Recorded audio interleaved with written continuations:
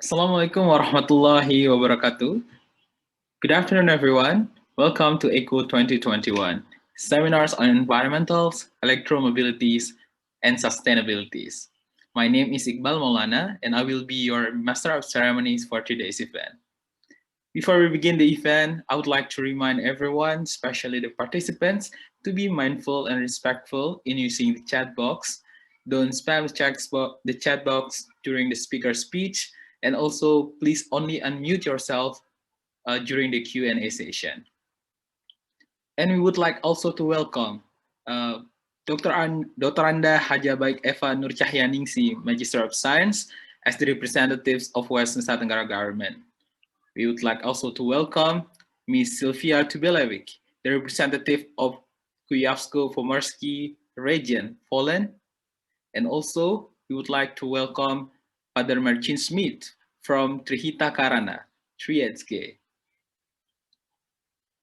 ECCO 2021 is organized by Lombok debating groups, PIRE, EKOENEGETYKA, Telegraph, and Historia Language Service to increase the youth of Lombok awareness and understanding on environmental issues, the developments of electromobilities, and the developments of sustainability in West Nusa Tenggara, especially in tourism sector.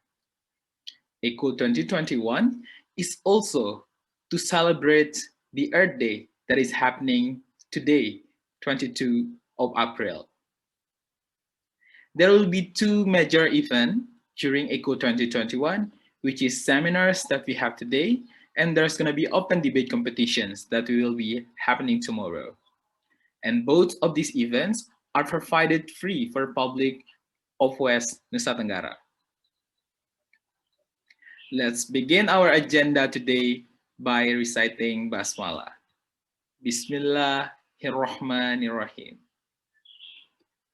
The next agenda is singing Indonesian national anthem. Please open your cam.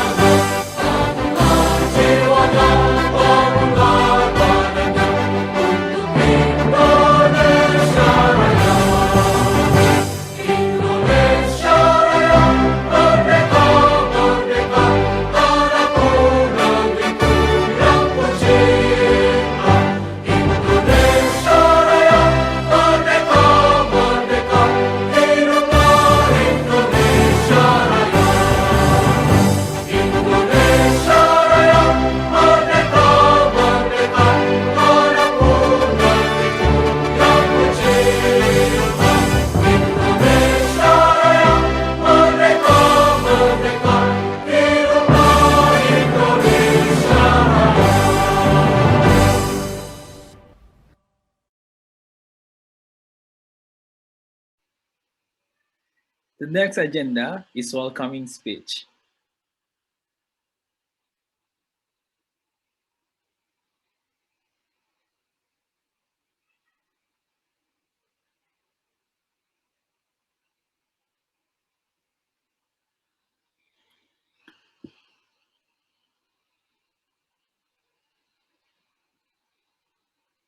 The first welcoming speech is from the presidents of Lombok debating groups and the representative of organizing committees, Mr. Teguh Aris Munandar. To Mr. Teguh Aris Munandar, time is yours.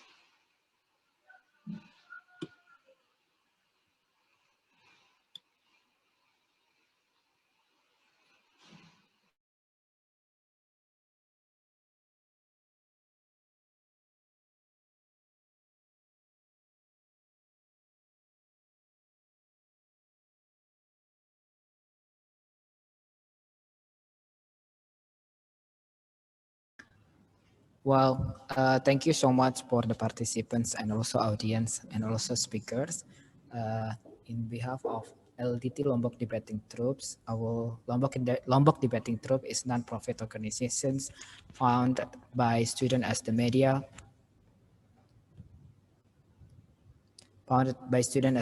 to propagate the art of academic debate and critical thinking. Since its formation in 2009, it has the united network of the university, high schools, teachers, and government institutions to provide seminars, trainings, debate competitions, and educator accreditations in Indonesia, especially in Lombok. This past year, LDT was finally trusted by the local government to select and coach an SDC, National University Debating Championship, and also National School Debating Championship, which is held by the Ministry of Education every year to choose delegates for the World Championships. The students managed to break the finals run and secure top best speaker in titles in the process, especially in 2020. West Nusa Tenggara as the co-second runner-up in National School Debating Championships and also top five best speaker and top five best speaker. So thank you for the participants for your attention. Thank you.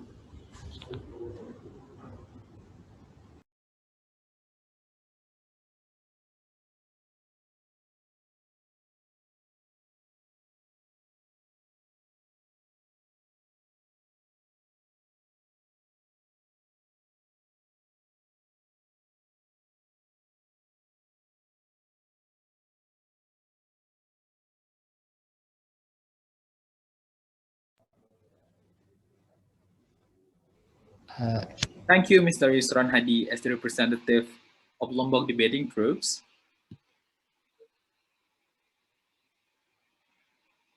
The next speech is going to be delivered by the representative of Kujawsko-Pomorski region of Poland, Ms. Sylvia.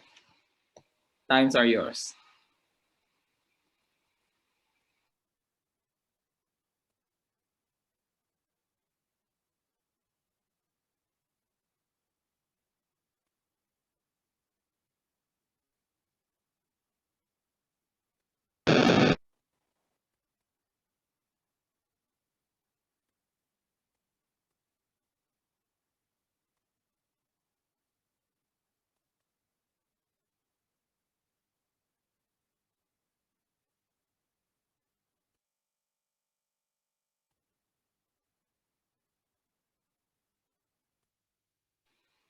We are so sorry, but we still cannot hear Ms. Sylvia.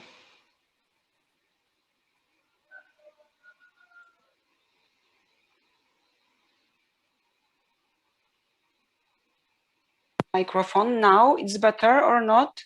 Yeah, it's better now. We can hear you clearly now. So have you heard something or nothing? Yeah, you're clear and audible now. So, because I'm not sure if you heard anything before. We can hear you now.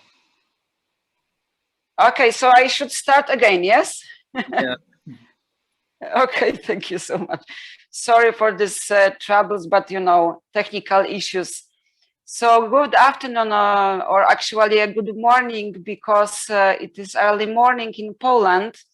I would like to cordially welcome distinguished guests and especially you participants to the seminar on environment and sustainability ECCO 2021. You probably think who I am and what I'm doing here. So as was mentioned before, I'm here not by accident, because the Kujawsko-Pomorski region in Poland, which I have the honor to represent, cooperates with the authorities of the Nusa Tenggara Barat province.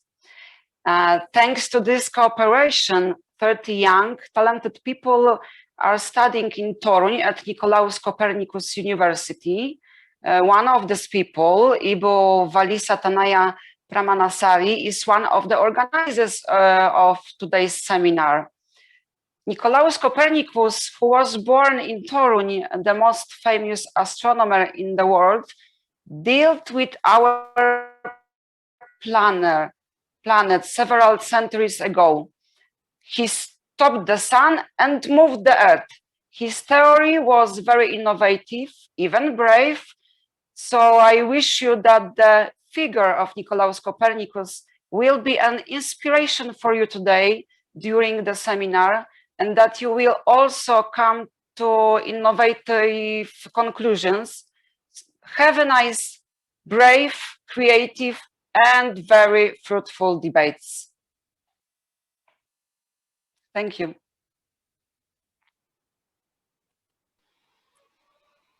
Thank you so much, Ms. Sylvia. Now we would like to move to the next agenda.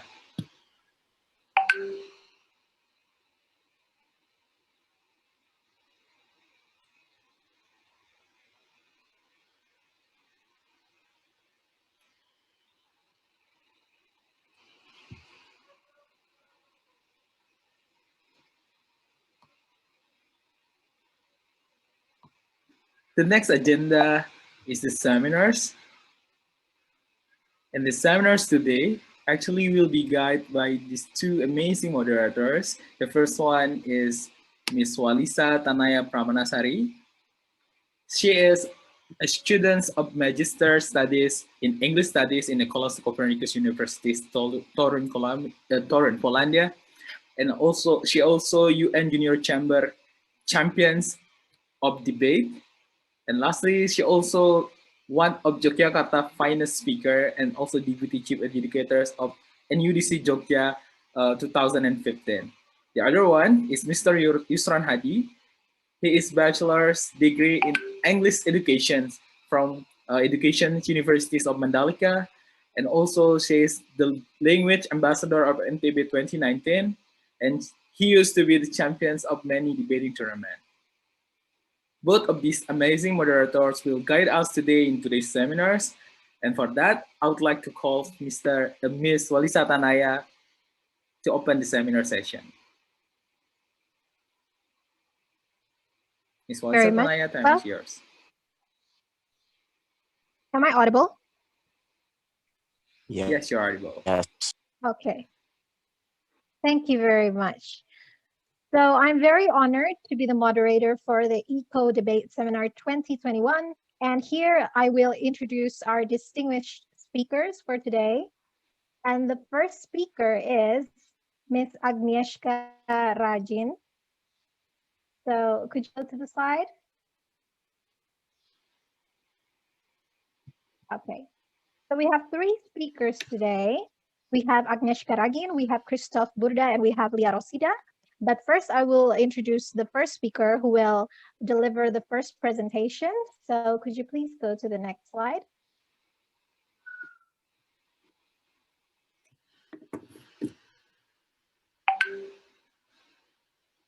Okay, thank you very much. So you may see there on the slide the very full CV of Ms. Agnieszka Rajin. She is the head of the National Center for Climate Change in Poland. She is also the Deputy Director for Climate Change International Cooperation of the Institute of Environmental Protection, National Research Institute in Poland. I'm going to also read her bio a little bit here. Of course, it's more extensive than here, you can view here. But here I will deliver just the tip of the iceberg of her information. So she is a graduate of the University of Warsaw, the National School of Public Administration, and the UIT, the Arctic University of Norway, as part of doctoral studies on climate change. For several years, she has been involved in high-level international projects, and from 2006, she dealt with environmental protection at national and EU level in the Chancellery of the President of the Republic of Poland. Between 2008 and 2016, she worked as an expert in international cooperation, energy security policy, and the impact of climate change on international security. In 2018 to 2020, she worked in the Ministry of Environment and later in the Ministry of Climate of Poland, successively as an expert, deputy director, and director of the Bureau of the COP24 presidency held by Poland. She was responsible for operational cooperation with the UNFCCC, United Nations Framework Convention on Climate Change, and implementation of the priorities of the Polish COP24 presidency at home and abroad. She has been decorated with the Bronze Medal for long service and the Royal Norwegian Order of Merit, the Order of Merit of the Italian Republic, and the Order of the Cross of the Marian Land of the Republic of Estonia.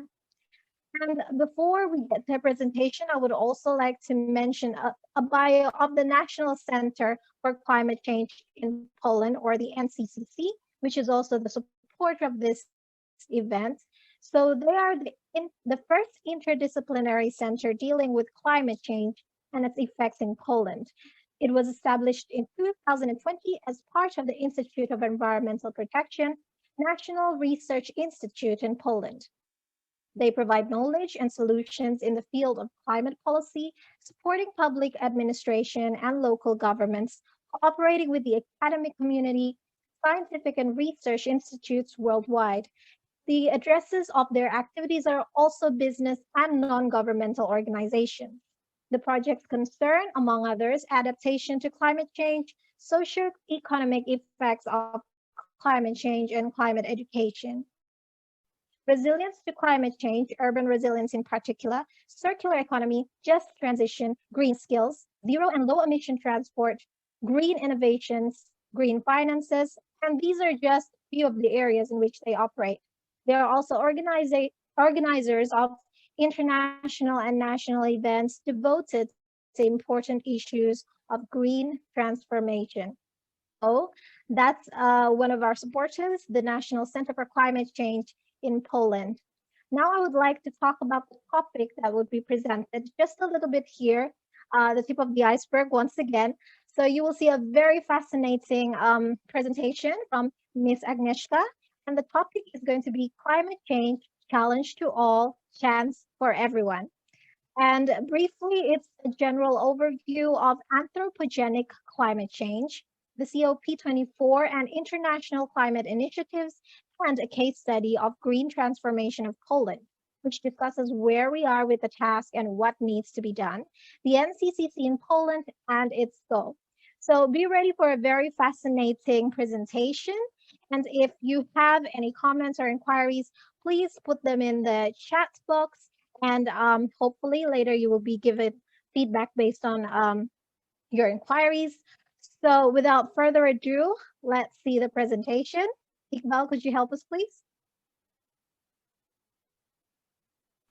Sure, give me a moment. Yes, so before we present to you the presentation, just a little reminder for everybody, for all the participations. Thank you so much for being here. But just a little reminder to keep your microphone muted and to be respectful during the presentation. And in the chat, you could always give comments and your questions. But yeah, so just enjoy it. And I hope you get a lot of information, and you will probably get a lot of valuable information from there. Take notes and yeah, just enjoy the show.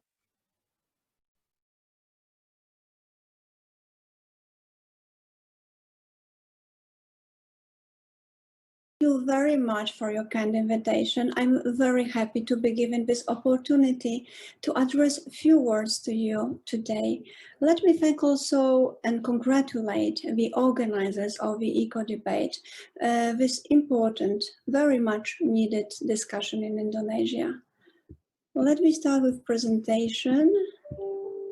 Hopefully it's going to be visible very soon. My name is Agnieszka Ragin. I am the head of the National Center for Climate Change and Deputy Director for Climate Change and International Cooperation of the Institute of Environmental Protection National Research Institute in Poland. The title of my presentation is Climate Change, Challenge for All, Chance for Everyone. First of all, I would like to start from the wider context, where we are now globally. Currently, we emit 38 billion tons of carbon dioxide each year. This is the annual footprint of human activity on Earth. Precisely, this number comes from 2019, but the emissions are rising.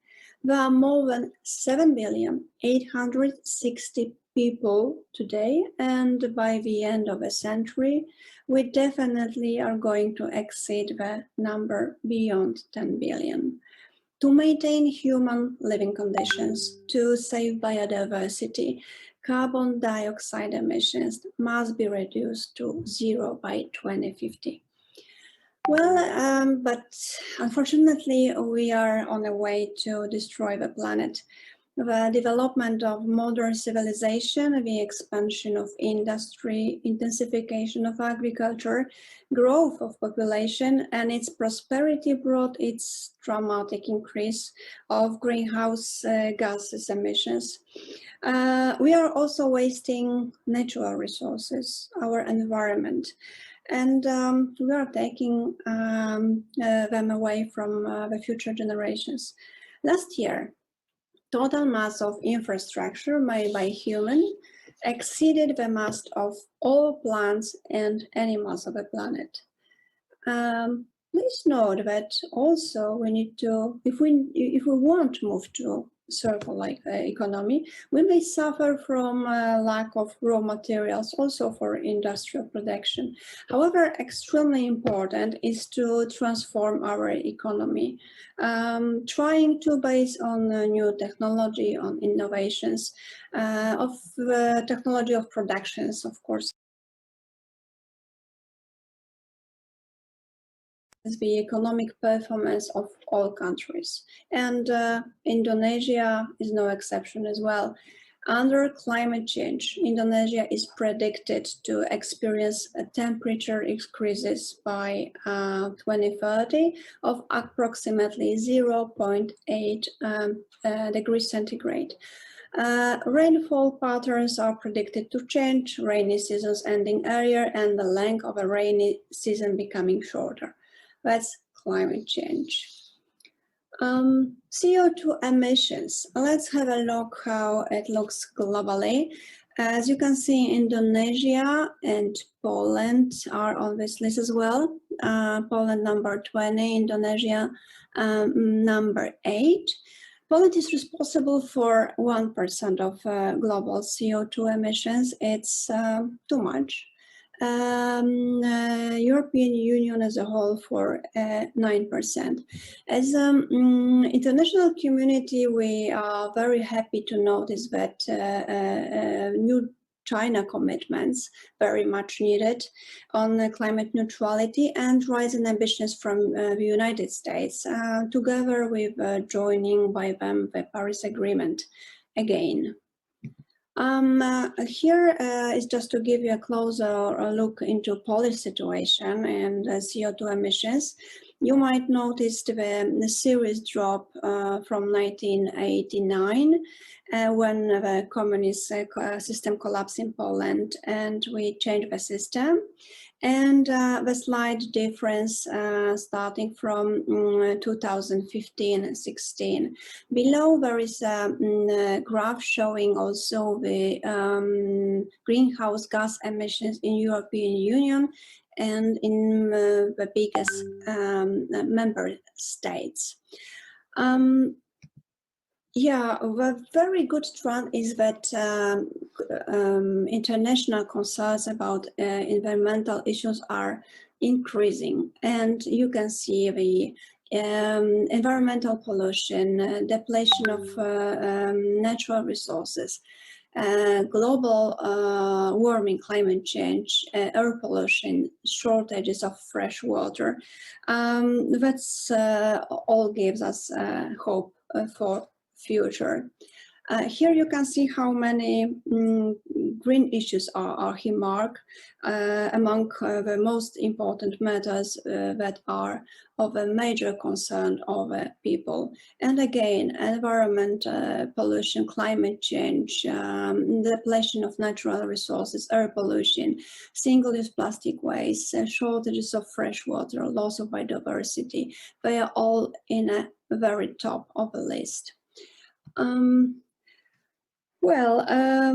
That is why also the international community is paying a lot of attention to this subject, and the climate change and environmental problems are very high in agendas of all multilateral forums, and so many international initiatives for environment and climate nowadays are present. Speaking about the global level, we should definitely mention the United Nations Framework Convention on Climate Change, UNFCCC. That is a treaty signed in 1992 during the Earth Summit in Rio de Janeiro. The treaty was attended by all 197 member states of the United Nations. The UNFCCC adopted the Kyoto Protocol, Paris Agreement, Katowice Rulebook. You might be more familiar with the COP meetings, and COP means the supreme decision-making body of the convention. All states are parties to the convention, and they all are represented at the COP meetings. Poland had 4 times presidency, and in the last decade we were hosting 3 times these conferences. In 2008 in Poland, in 2013 in Warsaw, and in 2018 in Katowice. I was lucky to be a part of 3 of them, and especially was very much involved, as you may know, in COP24 in Katowice. Here you can see the jump, the joy, the happiness when, after negotiations that took place much longer than expected, than scheduled also, when sometimes negotiations were going all around the clock, and parties finally agreed to accept the Katowice rulebook. This is a precise and detailed agreement according to which the Paris Agreement came into force in 2020, implemented in a manner that would be transparent and fair to all parties. The rulebook on how governments will measure and report on their emissions cutting efforts. Of course, here is the Katowice rulebook more closer, and of course, COP24 in Katowice didn't mean the end of the journey. After we handed over the presidency to the Chilean minister, still very much actions were needed, pretty much need to be done. And the British presidency also during the COP26 still has plenty of work. Why? To aim the goal to stop the rise of the temperature at a level of 1.8 degrees of Celsius, definitely below 2 degrees of Celsius. Another initiative of the United Nations that should be mentioned here is 2030 Agenda for Sustainable Development, adopted by all United Nations member states in 2015. At its heart are 17 Sustainable Development Goals, SDGs, which are an ardent call for action by all countries, developed and developing, in a global partnership in global action. They recognize that ending poverty and other deprivation must go along with strategies that improve health and education, reduce inequality, and spur economic growth, all while tackling climate change and working to preserve the oceans and forests. What is the European Union way to reach the net zero by 2050?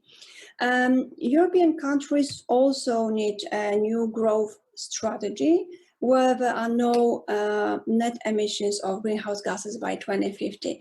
The Green Deal is the answer, is a framework European document indicating the direction in which the economy must go in order not to degrade the planet and to maintain economic security of the member countries. European Green Deal is a plan to make the European economy sustainable. The ideas are to turn climate and environmental challenges into opportunities and making the transition just and inclusive for all, no one left behind.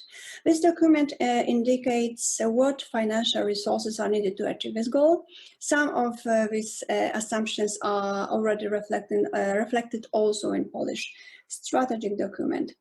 Well, the goal is to cut emissions in half over the next 10 years and to zero by 2050. Closer look to Poland. Without any doubts, energy transition, climate neutrality is the greatest, the biggest social and economic challenge since 1989 when the communist collapse. Few facts, Polish background. Long-term coal monoculture in the energy sector. As a country, we had no chances in history for any diversity, any diversification. Historical, cultural, and social ethos of miners' work, also strengthened by privileges, that's true. And there were mistakes done over 90s transformation in Poland that are still vivid in people memories.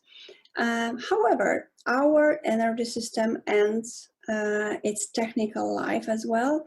And as you can see, on the other hand, the cost of using coal for heating is very, very high. So climate neutrality in Poland means reconstruction of the entire economy, zero emission energy system, new energy mix, and last but not least, just transition and reinventing Silesia region. This is a coal mines region. The question, climate neutrality, can we afford it? I would rather reverse the question. I think we cannot afford to not being climate neutral by 2050. Since there is so much to be done, but we need so much your action, my action is needed, and the institutional activity are needed as well. That is why the National Center for Climate Change was created. And just very briefly, only to give you a general overview, I will show you a few slides about us. NCCC is the first public institution in Poland that conducts climate change impact research, deliver insights to decision makers in policy, business, and society as a whole. NCCC was appointed in 2020 by Minister of Climate in Poland as part of the Institute of Environmental Protection National Research Institute. NCCC means knowledge and solutions for safe and just climate future. Our competences, first of all, research and development, education, communication, climate data analysis, and climate policy and regulations. Activities around just transition, circular economy, around building social awareness of climate change, new jobs, climate change professions, zero emission transport, innovation and financing, climate change adaptation, green and smart cities, climate security and climate change mitigation. We cooperate with public sector, with international organizations, with business research institutions, NGOs and academia, of course. Thank you very much for your attention, and I wish you a very fruitful debate. Hope to see you all very soon. Thank you.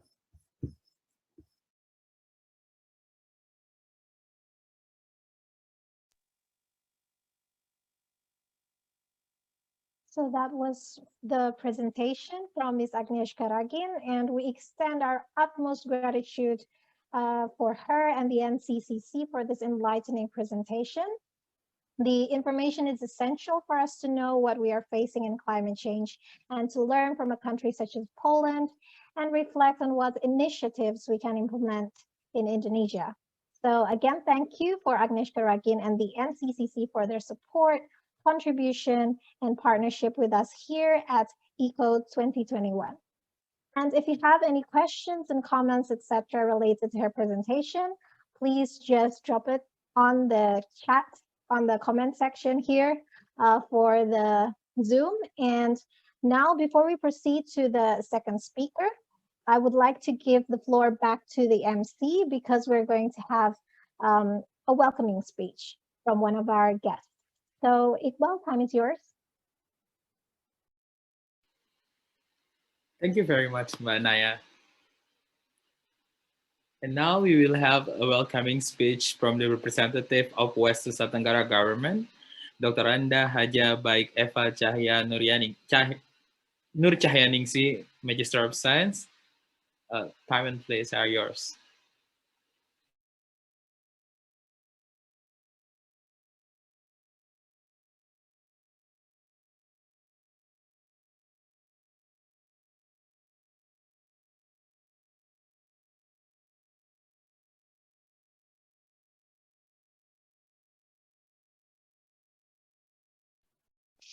Saya ya, Mas. Halo. Bu. Mas, saya ya? Yeah. Saya ya?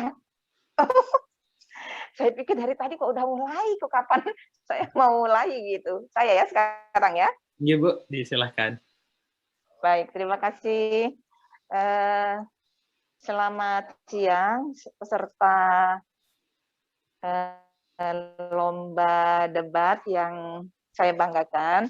Saya pertama-tama ingin menyampaikan dulu salam takjim dari Pak Gubernur, karena kebetulan Pak Gubernur berada di luar daerah dan sekarang masih sedang dalam perjalanan balik ke Mataram. Jadi kalau sebenarnya mengikuti acara ini membuka langsung sih bisa saja karena virtual, tetapi karena masih di posisi di perjalanan, sehingga menyerahkan kepada saya sebagai asisten 1 di Provinsi Nusa Tenggara Barat untuk mewakili beliau. Oleh karena itu, mohon izin saya akan menyampaikan sambutan tertulis beliau dalam rangka pembukaan lomba ECCO-Debate dalam rangka peringatan Hari Bumi tahun 2021 pada hari ini tanggal 22 April 2021. Yang sama-sama kita hormati Ketua Panitia Lomba Debat, para Dewan Juri, dan peserta Lomba ECCO-Debate, singkatnya seluruh hadirin yang berbahagia. Alhamdulillah, kita panjatkan puji syukur kehadirat Allah Subhanahu wa Ta'ala atas rahmat dan karunia-Nya. Pada hari ini kita dapat mengikuti acara pembukaan lomba debat yang diselenggarakan oleh komunitas Lombok Debating Club LDT dalam rangka memperingati Hari Bumi tahun 2021. Lomba debat ini saya pandang baik dilaksanakan sebagai ajang untuk unjuk kemampuan dan kreativitas berdebat tentang isu-isu global di masa kini. Melalui ajang ini diharapkan dapat membangun kemampuan peserta untuk berpikir kritis, kreatif, analitis, konstruktif, dan responsif terhadap isu-isu aktual yang sedang berkembang, khususnya yang terkait dengan isu lingkungan hidup dan perubahan iklim, sebagaimana tema yang diusung dalam kegiatan pada hari ini. Tema ini memang relevan untuk diangkat mengingat isu lingkungan hidup dan perubahan iklim telah menjadi salah satu isu penting pembicaraan di tingkat global sejak 1 dekade yang lalu dan sampai dengan saat ini. Dan mungkin sampai dengan ke depan tidak putus-putusnya ya kita akan berbicara tentang ini. Hal ini dikarenakan karena dampaknya yang begitu besar bagi kelangsungan hidup manusia dan seluruh makhluk hidup di muka bumi ini. Melalui momentum peringatan Hari Bumi tahun 2021 ini, diharapkan juga dapat membangun motivasi dan kesadaran kepada kita semua untuk tetap selalu menjaga lingkungan di sekitar kita. Untuk itu, saya mengajak kita semua di sini, mari kita tingkatkan kesadaran untuk ikut bertanggung jawab dalam merawat bumi, sekaligus menjadi pelopor perubahan dan penyelamat bumi dan lingkungan hidup. Hadirin yang saya hormati, di samping itu melalui penyelenggaraan kompetisi debat ini diharapkan pula dapat membangun antusiasme dan motivasi yang tinggi dari para peserta untuk mengaktualisasikan diri dan berprestasi di bidang debat. Khususnya bagi generasi muda NTB yang ikut berpartisipasi dalam ajang debat ini. Kita pun patut berbangga bahwa dalam lomba-lomba debat di tingkat nasional, anak-anak muda NTB di bawah tempaan pelatih dari komunitas Lombok Debating Corps telah berhasil menorehkan prestasi yang membanggakan sebagai juara 3 pada ajang National Student Debating Championship yang digelar oleh Pusat Prestasi Nasional Puspresnas Kemendikbud RI pada tahun 2020 lalu dan akan mengikuti seleksi pada ajang World School Debating Championship di Macau pada tahun 2021 ini. Prestasi yang berhasil ditoreh oleh siswa-siswi kita ini membuktikan pula bahwa sumber daya manusia NTB tidak kalah saing dengan sumber daya manusia dari daerah lainnya. Untuk itu, melalui lomba debat ini diharapkan pula dapat meningkatkan kapasitas anak-anak muda NTB dalam berdebat, sehingga nantinya mampu bersaing dalam lomba-lomba debat, baik di tingkat nasional maupun internasional. Karena itu, apresiasi yang tinggi sudah selayaknya kita berikan kepada komunitas Lombok Debating Corps atas kontribusinya menyelenggarakan kegiatan yang bernilai positif ini. Dan tentunya kita berharap komunitas Lombok Debating Corps dapat terus memainkan perannya dalam memberdayakan anak-anak muda NTB melalui kegiatan-kegiatan positif seperti ini secara berkelanjutan di masa-masa yang akan datang.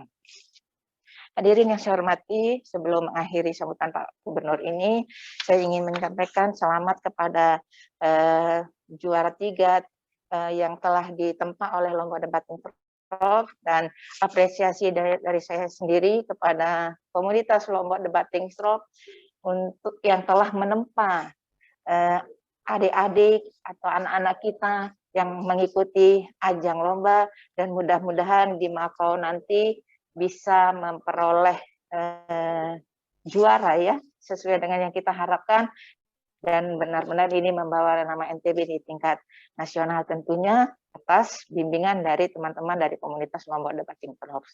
Terima kasih kepada komunitas Lombok Debating Corps terus berkarya, mudah-mudahan bisa membawa anak-anak NTB karena sudah terbukti beberapa anak-anak kita sudah bisa mengikuti lomba di tingkat nasional maupun internasional dan harapannya ke depan akan menjadi lebih banyak lagi anak-anak kita yang bisa ikut di ajang debat nasional maupun internasional.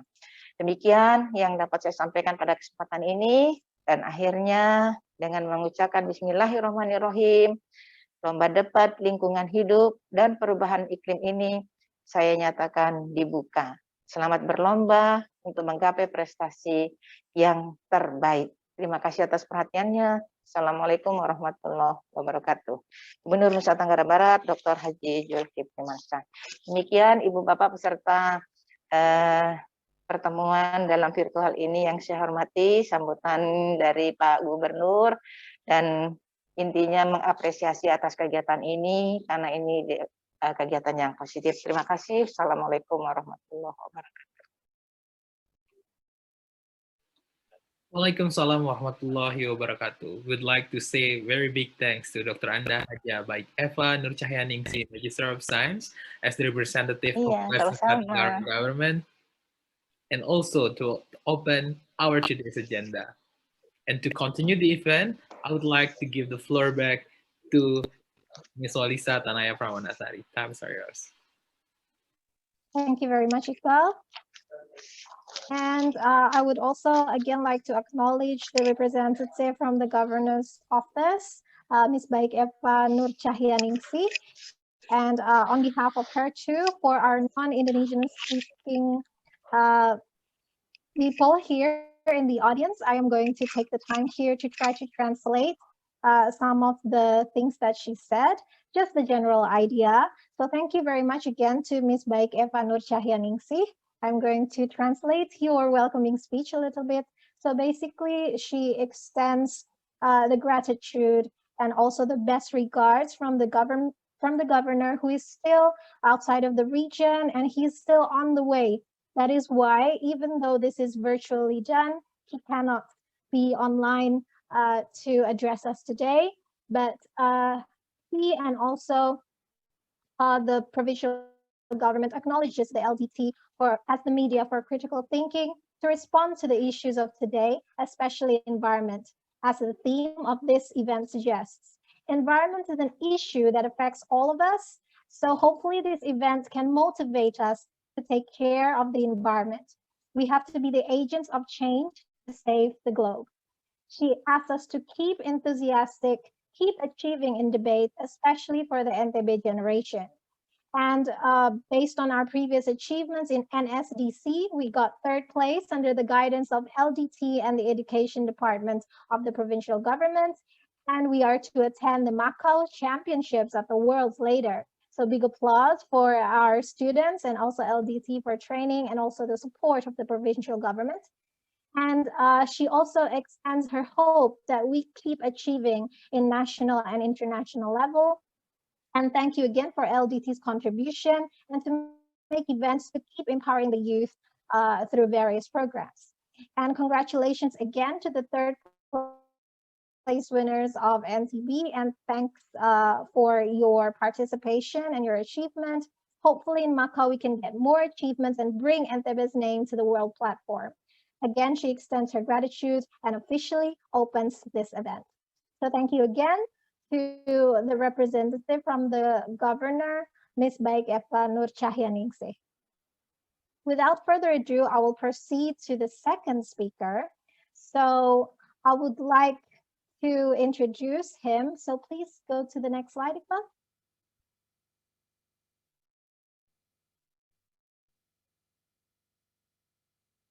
The next one. Yes, thank you very much. So it is my honor to introduce to you Mr. Krzysztof Burda, and he is the CEO and co-founder of the Polish Chamber of Electro Mobility Development Association. He graduated from Zielona Góra University, Faculty of Environmental Biology. He's the co-creator of eMobility Now, program electromobility industry practitioner with a focus on electric vehicle charging infrastructure.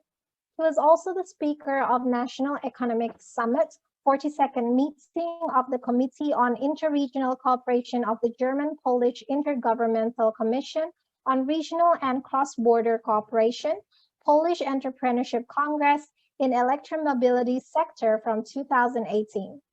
The topic that he will present to us today is the global trend of electromobility. So he will introduce the subject of electromobility and its importance in the context of sustainability. The current initiatives related to electromobility, and the trend in the international world is also briefly discussed. And the speaker will also talk about PIRE or PIRE and the International Academy and the UN FCCC. So without further ado, I would really like to extend our warmest gratitude and welcome to Mr. Christoph Burda. I know that this is a bit fast, so we have a little extra time on our hands. I hope that's okay, Mr. Christoph. And I would like to remind, firstly, again, to the participants to give your comments and questions in the chat or comments section of this Zoom. And to please be respectful about the chat that you're going to put there. And also to just try to be active, to take your notes, because this is going to be very interesting and very cool, I'm sure. And yeah, just enjoy the presentation. So the floor is yours, Mr. Christoph Burda. Thank you very much. Hello, everyone. I'm Chris, and it's great honor to be there with you today during the ECCO-Debate. Special thanks for Valisa and other organizers because it's really good event, and I think you can take the best one from this discourse. So I would like to show you some electromobility from the global view, and I would like to show you what the electromobility is at this moment, and I try to. Okay, thank you. Next slide, please, because I don't. Oh, it's okay.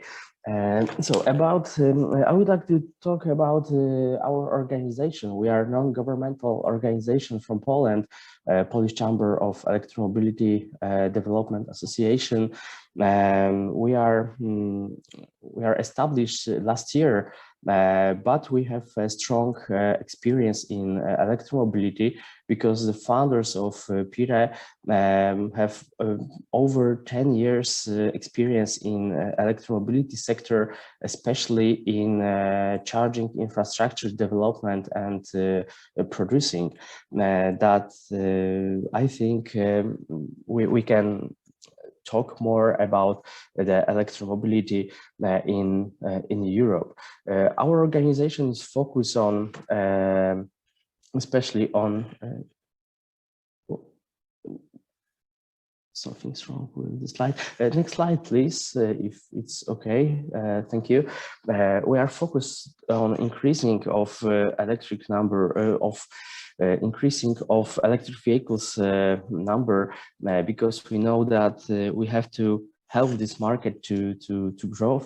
We are cooperate with local governments in Poland to create and implement appropriate conditions for electromobility development, like infrastructure, like cooperation with car dealers, and many other sectors.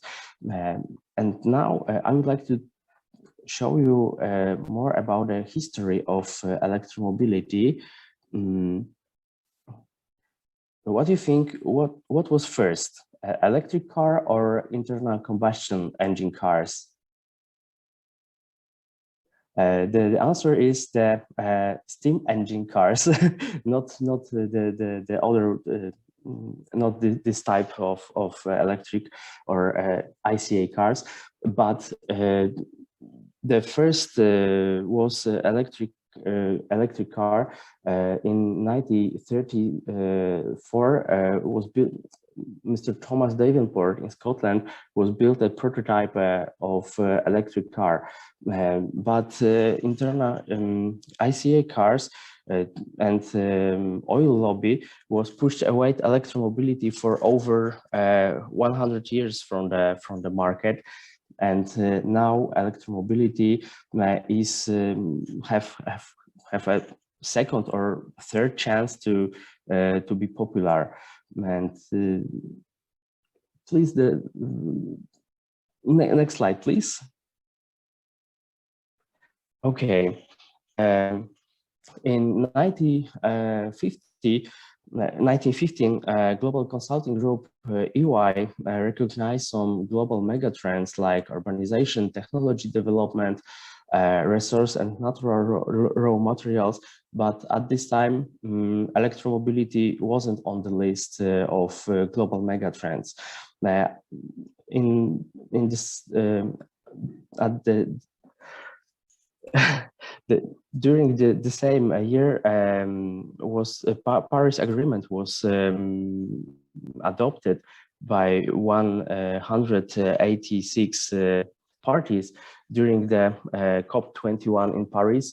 And the agreement goal is to limit global warming and average temperature rise to 1.5 Celsius degrees compared to the pre-industrial level.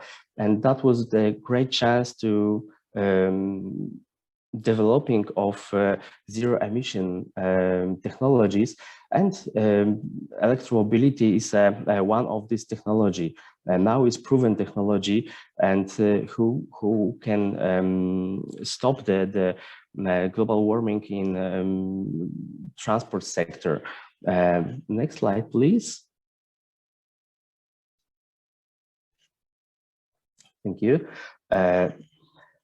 Three years later, the company Deloitte identified 6 megatrends that will change the face of global economy, like Industry 4.0, circular economy, sustainable finances and investing, and also electromobility as a technology for decarbonization of transport sector.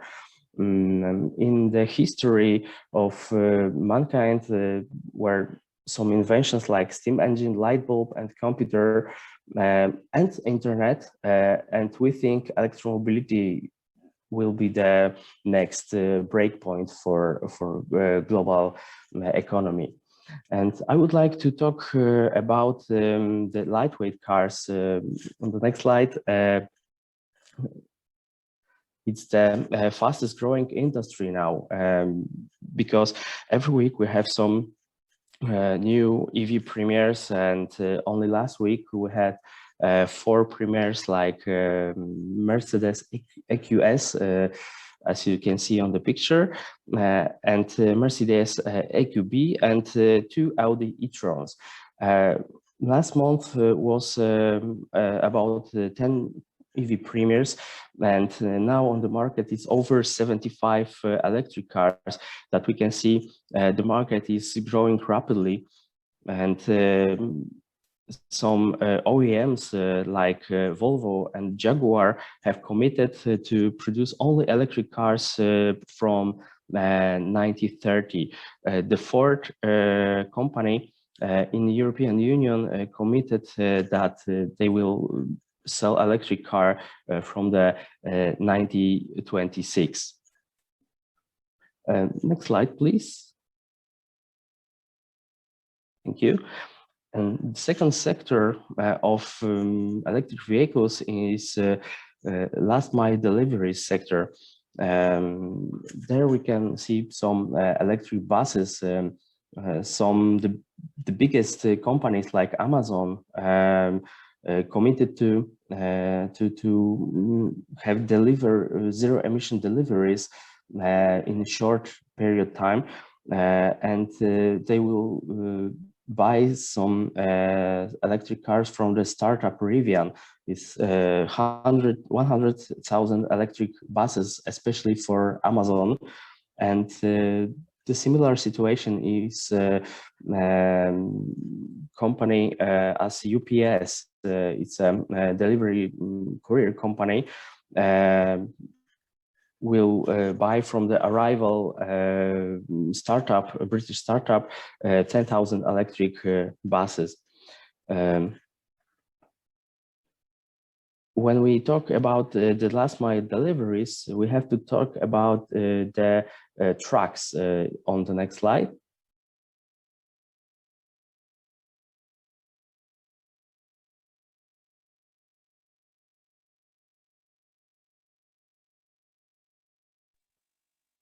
Well, next slide, please.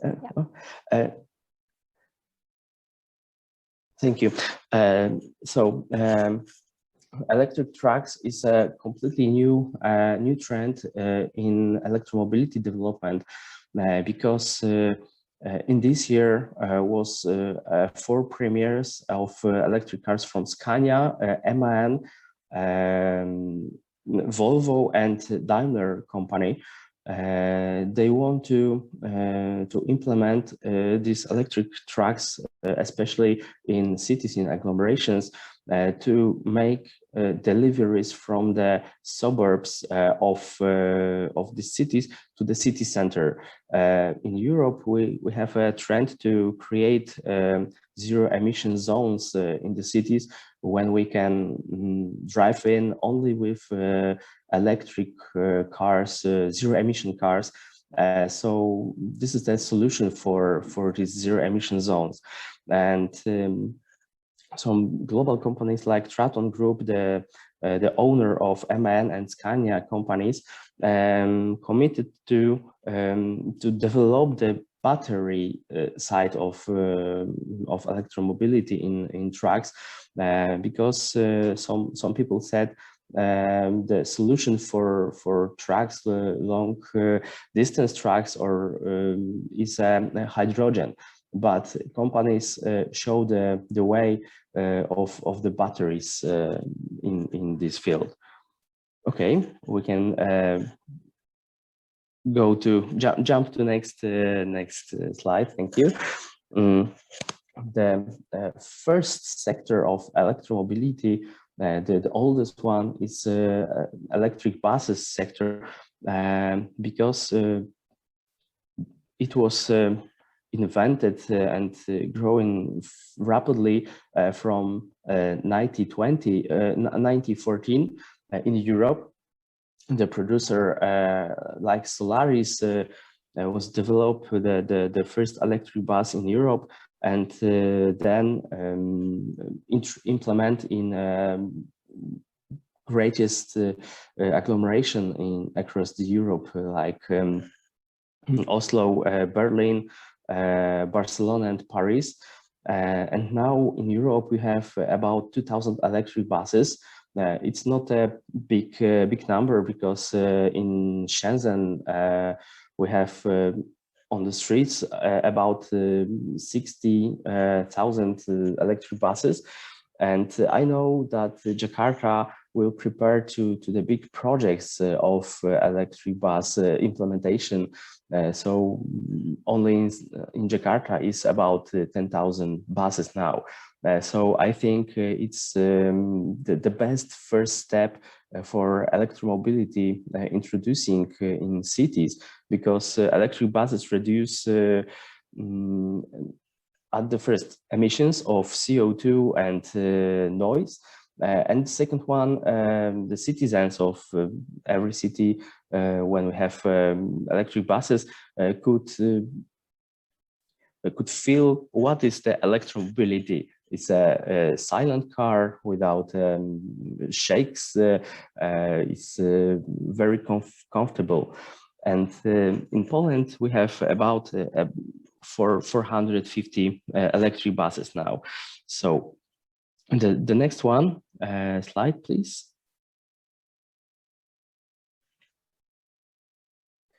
We can also implement electromobility in other sectors, like electric ferries.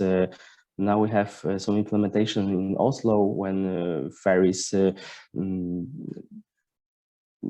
connect the different part of the cities. And also with we can implement electromobility in lightweight planes. In Europe, we have a producer, Pipistrel, who shows the first one, electric plane. Also we can implement electromobility technology in mining solutions, in industry solutions like forklifts or excavators. And it's good for specialists, for special cars like garbage cars, especially in the cities in zero emission zones. the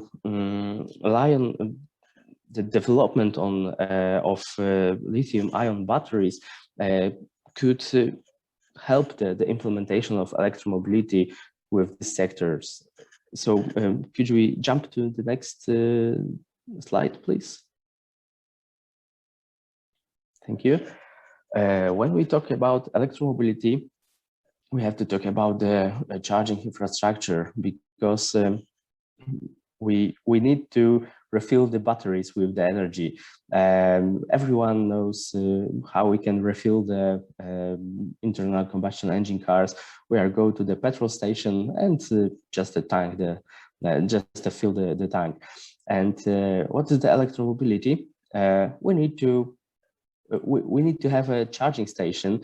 We can charge our car almost every place in our house when we can put the electric car into the socket, and we can charge almost in every place. But the future of charging is dedicated fast charging stations, fast charging hubs, like you can see on this picture, because we have to something like translate the internal combustion cars to the and petrol stations to the electric, because people know that we have to go to the petrol station and refill our tank, and we have to build the same model with charging stations. OEMs like Volkswagen and the company of NLX in Italy committed to build the network of fast charging stations with the other partners from United Kingdom, Spain, and Germany. They will build about 18,000 fast charging stations. And in Poland, the network of EKOEN committed to build 100 charging stations like this. At this type of charging station, we can refill our battery in about 10 to 20 minutes. And this is the charging stations for the future cars, because now on the market we have cars which could refuel the energy in about 30 to 45 minutes. But every generation of new electric cars is faster with charging. Okay, so please next jump to the next slide. The other sector of electromobility is using of hydrogen technologies and fuel cells engines. And we think it's still electromobility, because it's a normal electric car, but it's have a lower battery and own energy producing unit as a fuel cell, because this car from the hydrogen is making the energy who will be storage in the battery. And this is a difference between a normal electric car, battery electric car, with the fuel cell electric car. Some producer like Toyota promote mostly the fuel cell electric cars because they invented good solution for implementation. But other OEMs like Volkswagen, Daimler, BMW, Hyundai, Kia,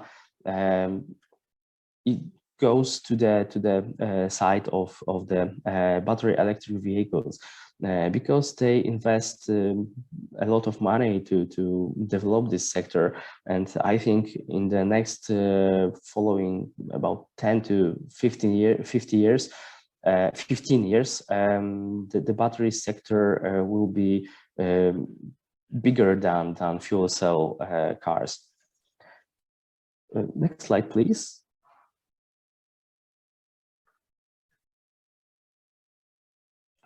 Now I would like to show you some numbers from the Poland, Europe, and global overview for electromobility sector. So in Poland, total amount of electric vehicles is over 22,000. It's not a big number, but we are still a growing market. We have about 10,000 battery electric vehicles and 11,000 plug-in hybrid electric vehicles. Plug-in hybrid electric vehicles are cars with internal combustion engine and electric engine with the small battery, and we can drive this car about 50 to 80 kilometers only on electric engine. Also the sector of charging stations isn't quite big, but we're still growing up, and we have over 1,600 charging stations at this moment, and still grow. Could we jump to the next? Thank you. This is the European overview for the numbers of electric cars in Europe, prepared of European Automobile Manufacturers Association. As you can see, in Europe, only in last year was registered over 500,000 electric cars. That we can see that many countries will have a growth and change rate over 100%. It shows that it's very rapidly growing market. And if we compare the Poland to the Germany, we can see what is the future of electric cars maybe in Poland, because during the 1 week, Germany register about 10,000 electric cars, and this is the total number of electric cars in Poland. So that's the difference now. And the European leader is Norway. Now the market share of new registration of electric cars is over 50% at this moment, and also still growing. So could we jump to the next slide?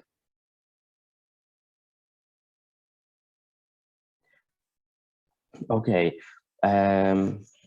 The forecast of Bloomberg New Energy Finance shows that in 2025 on the global market we will have about 80 million of electric vehicles, and on 2040 it will be about 55,000 million electric vehicles,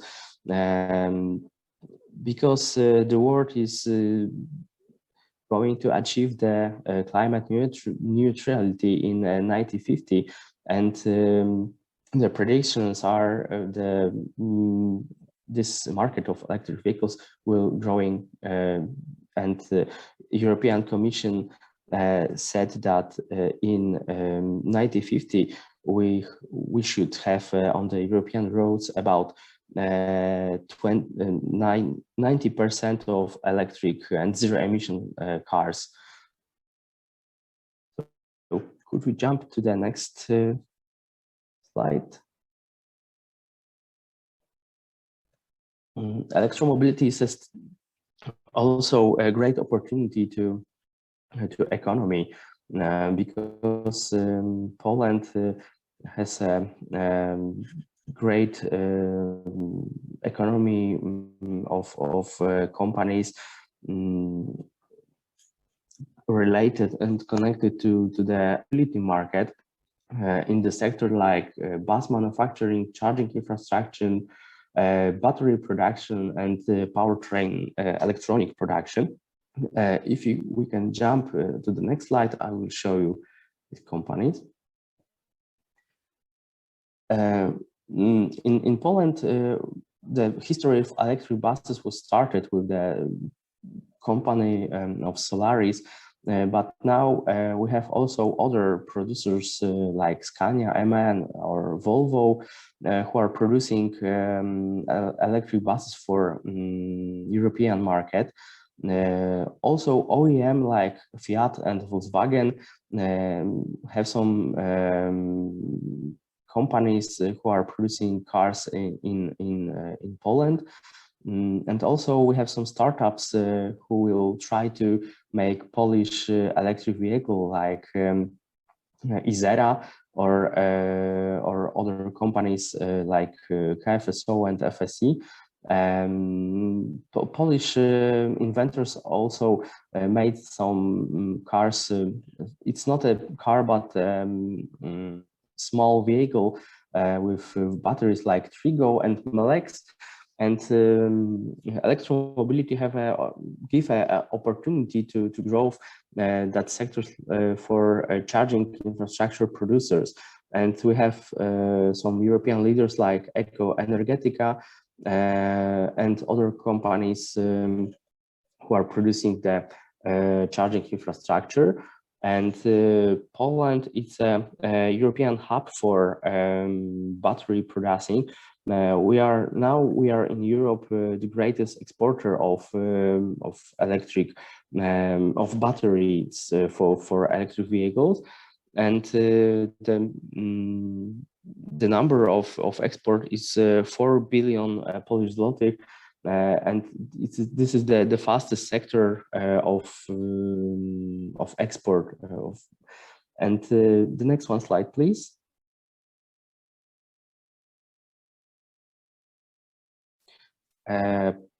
Our organization recognizes areas of electromobility which are create the whole EV ecosystem, and we think that we should think more holistic about electromobility.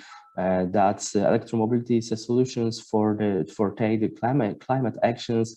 We need to learn electromobility also as a customers, and also as a chance for our economies. We also have to prepare good legislation with implementation of electromobility, with the future problems of electromobility like autonomous cars, because we will have some ethic problems. What the electric car or autonomous car should do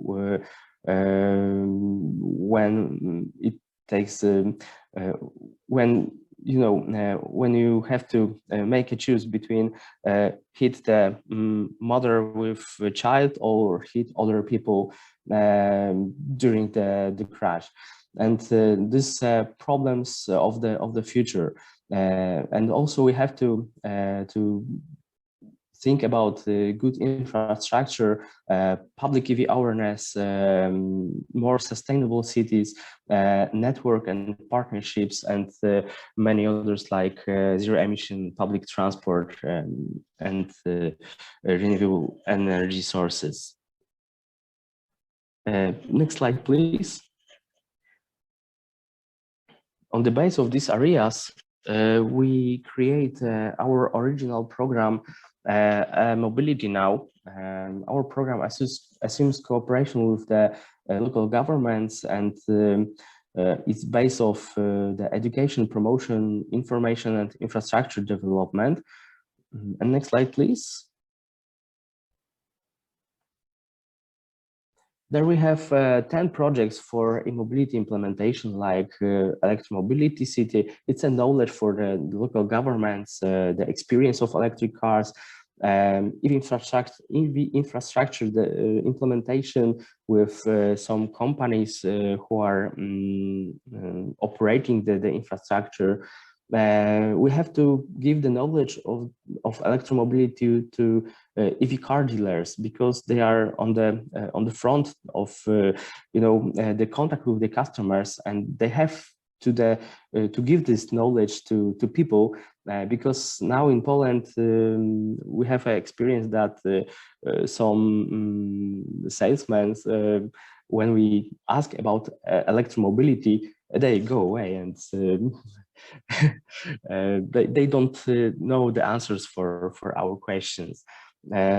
Also, we give an opportunity to the cities to introduce electric buses and electric taxis, and the most important thing, it's electromobility education and other some social projects. So we can jump to the next.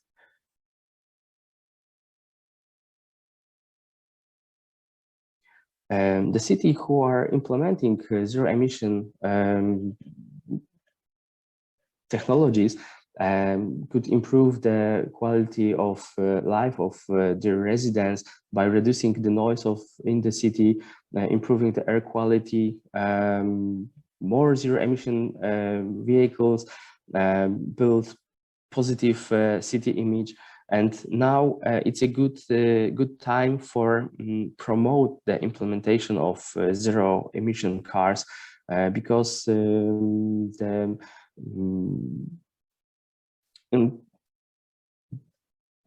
it's a good time because many cities promote this not popular at this moment, actions. So we can jump to the next slide. And the next slide. So we established the International Academy Driving Change Together educational platform. It's activity inspired by Driving Change Together Katowice partnership for electromobility initiative shaped during the COP in Katowice. And we would like to by this platform to establish the international cooperation and exchange the experience of transfer of knowledge in the field of electromobility, and to develop some teaching guidelines for teachers, and for educational schools and other. Okay, and the next slide, please. And now we have great partners of this initiative, like the Ministry of Environment and Forestry of the Republic of Indonesia, Embassy of the Republic of Indonesia, and Embassy of the Republic of Chile and Italy, with the patronage of United Nations Climate Change and the Ministry of Climate and Environment. And I think in the September, we'll make the first global educational of electromobility forum. So you are invited of this forum, and it will be the great pleasure to connect with you during this forum. So thank you very much. I think it was the last slide. And if I can see more about electromobility, I am here to answer the questions. Wonderful. Thank you so much, Mr. Christoph. And there you have it, everybody. You have an invitation to the Global Electromobility Forum. Isn't that wonderful? So here we have quite a few questions for you, Mr. Christoph. The first one here is from, sorry, I'm going to read it to you, from Dave Darren. So about the benefits of electromobility, do you think the implementation of electromobility will be compatible and efficient for developing countries? And are the developing countries ready and capable enough to use electromobility, and will it benefit the developing countries? Sorry, that's the first question. We have about 4, but if you could please answer the first one for this time being. Thank you, Mr. Christoph. I think electromobility is a great chance for everyone because I think every country could take their own scenario for economy and for customers to development of electromobility. And as I said before, the first step is implementation of electric public transport because it give benefits to the citizens of the cities, to the citizens of agglomerations. And I think the reducing of emissions and pollutions, especially in big cities, are important thing to, and we need to do it first in wherever, if a European country, Asian country, or a South American country. Okay, thank you very much for your answer. We have the next question from Hendra Adiguna. How to convince and educate people to move from ICEs to EVs? Also in Indonesia, the price of goods is dependent on the price and supply of oils. To move from ICE to EV, would it make a difference? But before that, perhaps you could answer the question about what does it mean, BEV, PHEV, DC, and AC? Thank you. Okay, so maybe first I will answer about the BEV, PHEV, and other. So BEV is a battery electric vehicles. Sorry, I thought that maybe you know this shortcut, but on this electromobility market we have some shortcuts. So BEV, it's a 100% battery electric vehicle. PHEV is a plug-in hybrid electric vehicle. That's a car with the internal combustion engine and electric engine with the small battery. And the next one, HEV, is a hybrid electric vehicle like Toyota or Lexus. It's a normal car, internal combustion engine car with big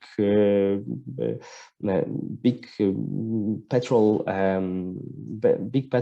engine and small electric engine to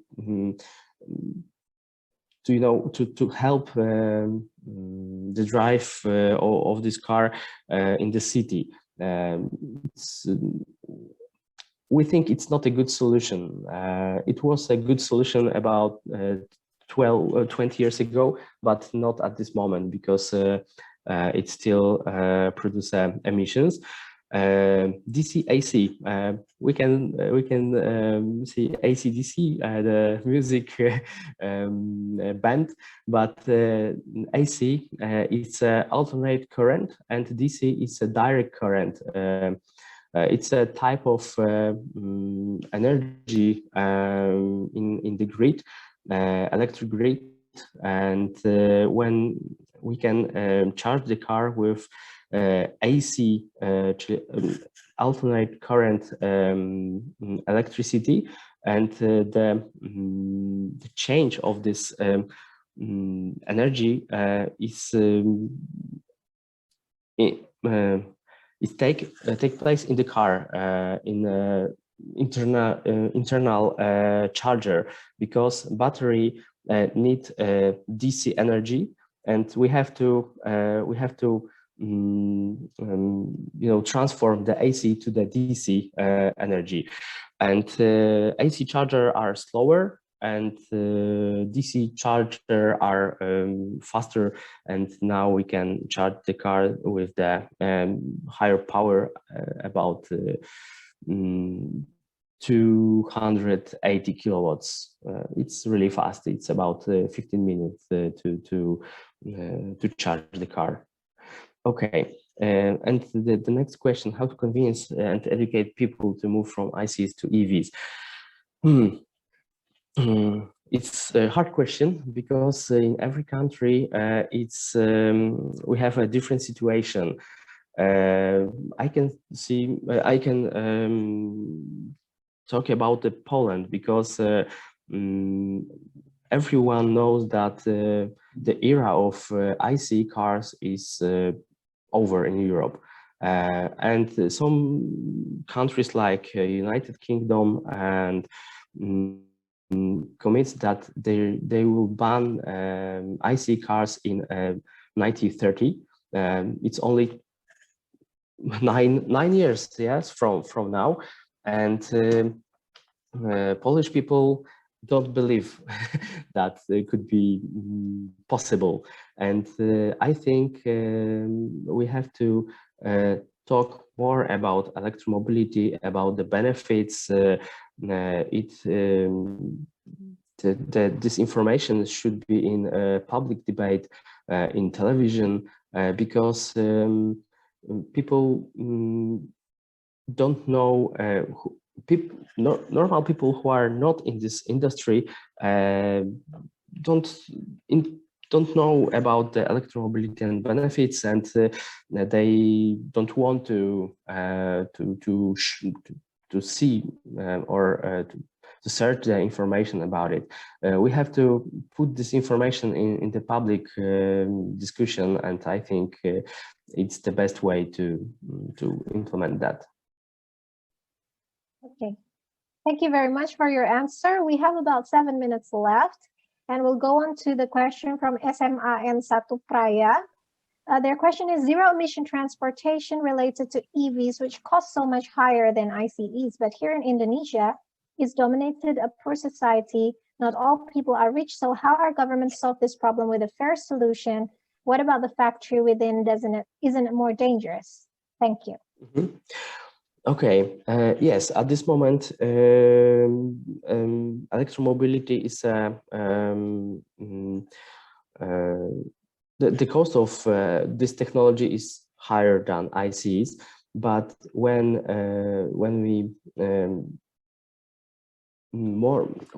electric cars will be more popular, I think the prices will be lower, because the most expensive part of electric car is a battery at this moment. It's about 30% of whole cost of this car. And every year we have the next level of development of this sector, and the price of kilowatt per hour of energy is still smaller and smaller. And I think your country, Indonesia, will have a great role in this world chain supply of battery industry, because your country have resources for batteries, and will make a battery center for electromobility. And I think the movement like this, it's a we need this investment to make electromobility more popular and make costs lower. And I think in the next following 10 years, we could say that electromobility is cheap as ICE car. Thank you so much for your answer. And the last question here, because we only have a couple of minutes left, from SMAN 1 Praya again. The market today has way more electric cars than it ever has before. However, there are fewer ways to customize of your EV. This is especially true when you consider the huge amount of customization available with traditional cars. Is it a disadvantage for many people change as time goes on?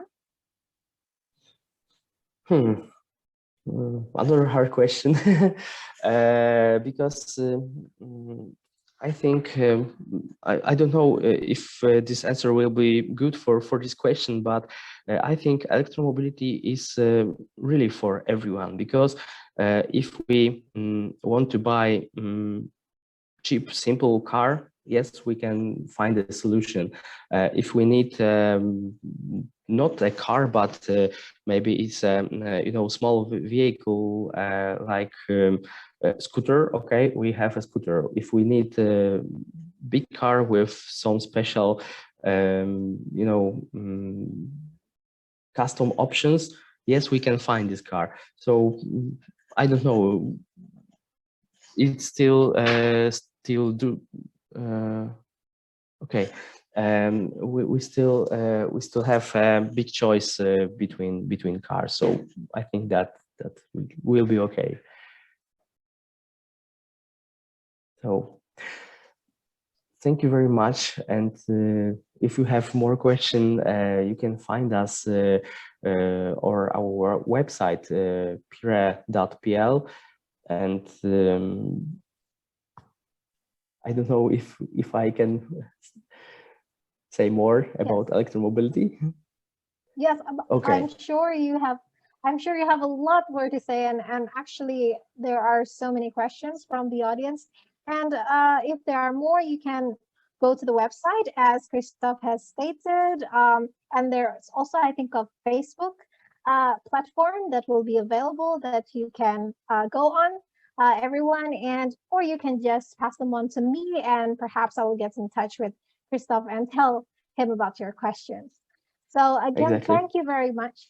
Thank you very much for to Christoph Thank you very Buddha from much. PIRE for his enlightening presentation. We are extremely grateful for the support and contribution. And indeed, there is so much to learn about electromobility in the world today, how we can learn from the example in Poland, and how we can implement it in Indonesia. So again, Thank you very much again. Thank you, everybody. Please give a round of virtual applause to our first two speakers. Okay, wonderful. So we're going to proceed to the next session, but before that, I would like to address everybody here today as students, the youth of Indonesia, and activists in our community. It is crucial to know the context of the world we live in to formulate the actions that can be implemented. Hence, that's why we talked about the general topics in the early two sessions of the seminar from our first two very distinguished speakers. And now we are going to go on to the next topic from the third speaker, which is just as important to learn from. And I will hereby give the floor to my friend Yusran Hadi, the moderator for the next speaker. To you, Yusran, time is yours. Thank you. Thank you, Mbak Naya. So I'm audible.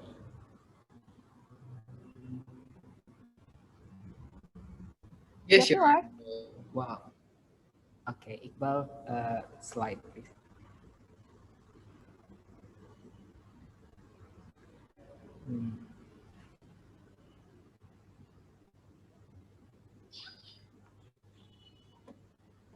Well, thank you, Mbak Naya, for time.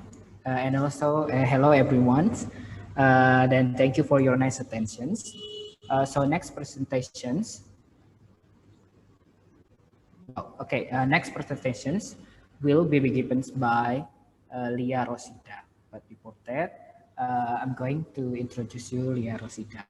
Well, Lia Rosida is a lecturer at the Mataram Tourism Institute and a project leader for ecotourism development in Sembalun, NTB.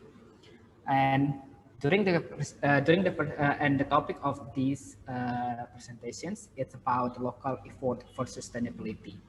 And the third speaker gave an overview of the conditions in Indonesia, policies and initiatives in Indonesia that we briefly discuss, especially implementations in NTB. It will be present and discussed in the future detail. The time for this seminar for the Ria Rosida is 40 minutes, including the Q&A sessions. And for the audience, if you have any questions during the presentation, please kindly send your questions via the chat box, and we were going to discuss later in Q&A sessions. For Ria Rosida, time is yours. Okay, thank you. Thank you, moderator. So everyone can hear my voice? Yes. Hello? Yeah, right. So shall I share my slide, or will the committee will share my slide? Oh, we will share your slide. Okay, good. Thank you.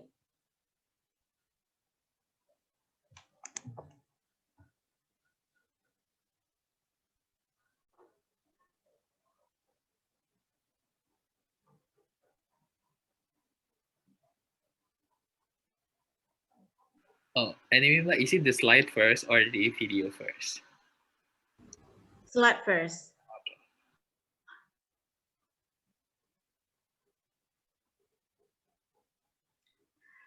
Okay, while waiting, so thank you very much for the invitations to present my presentation. So before we have learned from two global, global angles of information regarding this, how to save Earth through sustainability information or studies that has been delivered by two presenters before. So now it's more about local, yeah. So how local people should act in order to combat climate change, at least the least that we can do in order to save the Earth. So now we go more deeper into what we can do as a local people. And now I'm focusing on tourism, specifically on sustainable tourism, because my major is more on tourism studies. So it's about more on tourism, especially sustainable tourism, and how the concept of sustainable tourism is implemented in terms of in the local level. Right, next slide, please. Oh yeah, my name is Lia Rosida. So I'm like lecturer at Sekolah Tinggi Pariwisata Mataram. I also work as a secretary at Tourism Promotion Board in West Nusa Tenggara Province. Well, so first of all, when we are talking about sustainability, of course, we need to understand the nature of sustainable development itself, because this is when we understand it, we will, by understanding the sustainability concept, especially sustainable tourism, so that we can implement it in our lives. So if you look at here, what is sustainable development? Because now most of participants here are students, right? Okay, so sustainable development means development that meets the needs of the present without compromising the ability of future generations to meet their own needs. So there are two phrases that we need to consider here. The first one is meeting the needs of the present. So yes, we do agree that we need to meet our needs. So it means it's related to economic things, right? But we don't, by meeting our needs means that we do not compromise or sacrifice the ability of our future generations to meet their own needs. Means that we do have to, save our resources, keep the resources that we have, is that nature resources or social capital as important resources that we have, in order our future generations to come be able to meet their own needs through the use of the resources. So that's called sustainable development. Okay, next slide, please.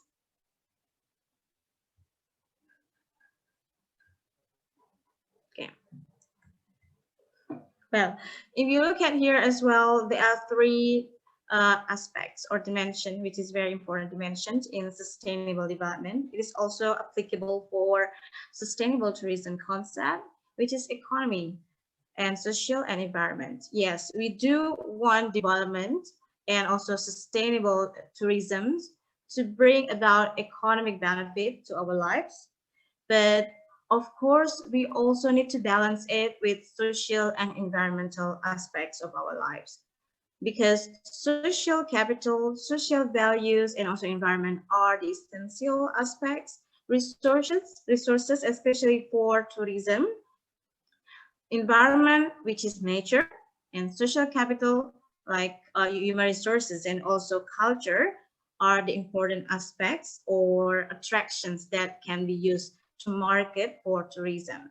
That's why in order to reach economic benefit, we also need to consider environment and also social, just to make it balanced. So life should be balanced. Right, next slide, please.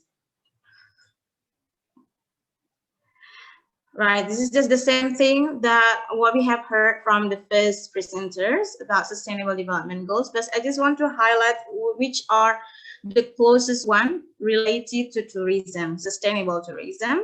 If we look at number 8, 12, 14, 15, and 17 are the goals which are very closely related to sustainable tourism. So just have a look at number 8. It's decent work and economic growth. So this is a part of economy. So where we want, tourism could bring about benefit to the local community, and so local community could have a decent work. Not only, okay, now we have already opened a new destination, but most of the workers or employees come from other regions or maybe different countries. But what we want is it needs to benefit local people first. So we need to put local community as the main priority to have a decent work in tourism in order to achieve economic growth locally. So the next is number 12. It's responsible consumption and production. So in tourism, we know that tourism is one of the economic sectors that have also industry in it. So the industry also needs to be responsible in terms of production.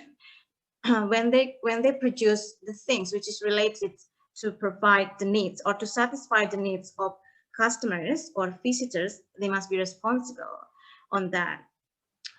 In order not to exploit the resources that we have learned before, which are nature and also social capitals. And beside that, also the responsibility is not only for consumption, but also for production, but also for consumption. So we are, as a buyer or tourists or customers, we need to be responsible as well for the consumptions, right? For example, when you buy something in the restaurant or at the market, so maybe you need to bring your bag, which is not a plastic bag. So this is the least that we can do to save the earth. Okay, the next is number 14, which is very related to tourism. Sustainable tourism is life below water, and 15, life on land. So those are, important and essential resources for tourism. For example, for life below water, we know that there are several activities that you can do in the sea or coastal areas or on the beach, or underwater attractions. So you can do like swimming, snorkeling, diving. So those are important tourism activities.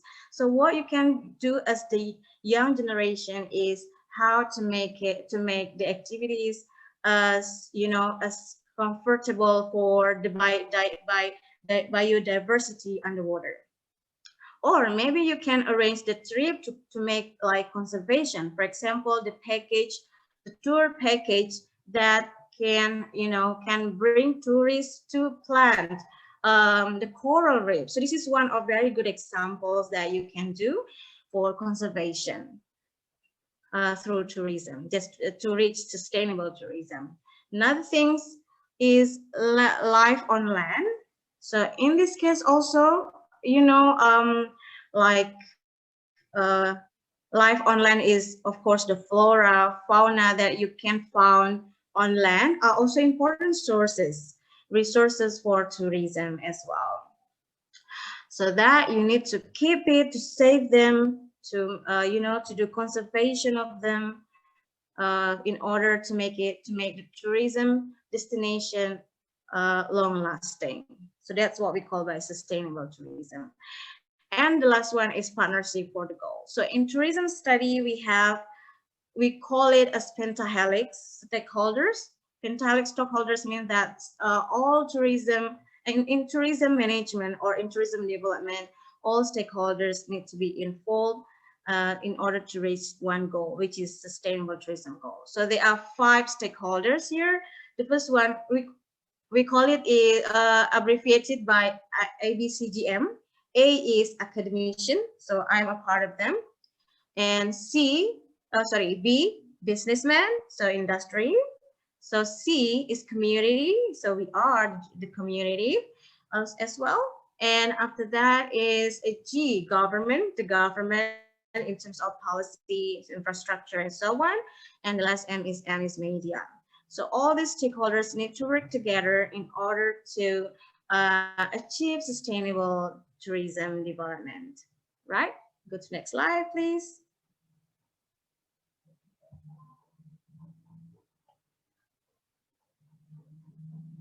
Next slide.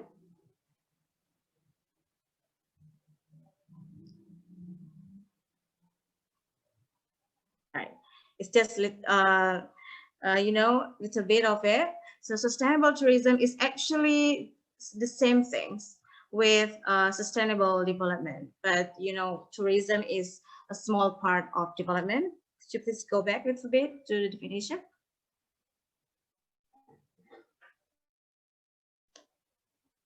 The previous slide. Yeah.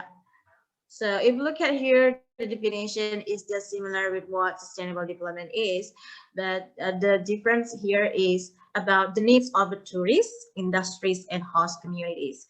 Means that we don't always want to fulfill the needs of tourists, needs and want of tourists, but also industries and host communities. So host communities' needs to be taken into account in tourism development. So, and the next phrase is about future generations' needs in terms of tourism. We need to remember we are going to have other generations to come. They also want to have, you know, tourism businesses as well. So please do not stop them by exploiting the nature and also social capital that we have now, and so that they cannot fulfill their own needs in terms of tourism development in the future. So go to the next slide, please.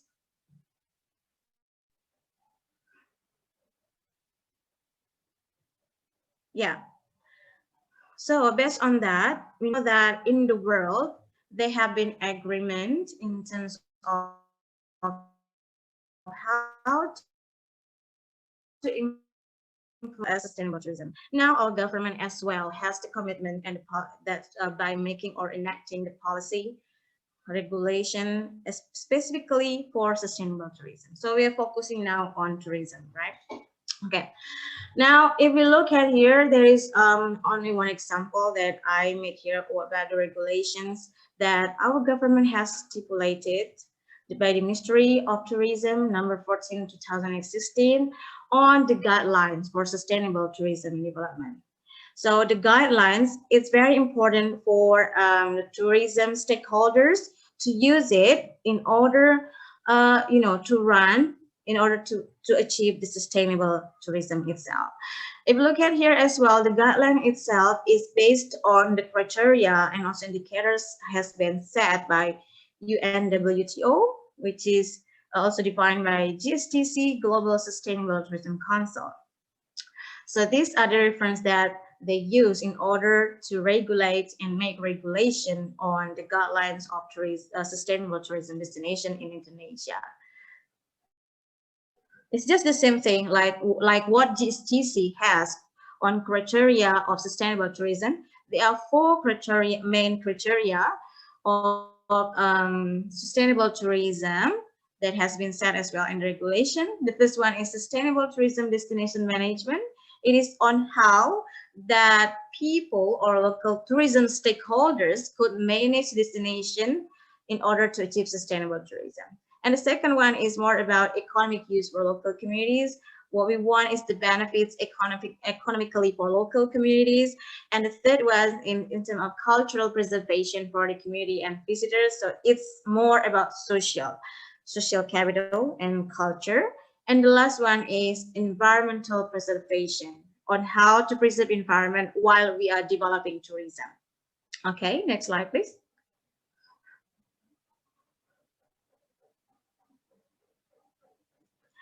Right, so these are the breakdown of the details of the criteria and also the indicators of the criteria has been set in regulation as well as GSTC. If you look at the first criteria on sustainable tourism destination management criteria, it is on how you can manage tourism destination in order to be sustainable. If you look at here, it's more about you know, the process of tourism deployment itself. Start from the planning. It needs to have the organization first. After the organization has been set, it needs to have the strategy. And after that, you need to think about how to make the planning of your destination to be sustainable. So the planning and then the process of management, it should provide the access for everyone. It means inclusive tourism. And some, the standard that you need to use in terms of sustainability, like safety and security and so on, as well as the crisis management as well, because tourism is very prone to the crisis. And the last one is and also the promotion. This is a part of the processes. And the last one is monitoring. So in terms of sustainable tourism destination, it starts from the planning process to the monitoring one. And the next one is about economic use for locals. So it is expected that through sustainable tourism, local community needs to get, needs to pursue the economic benefits from tourism.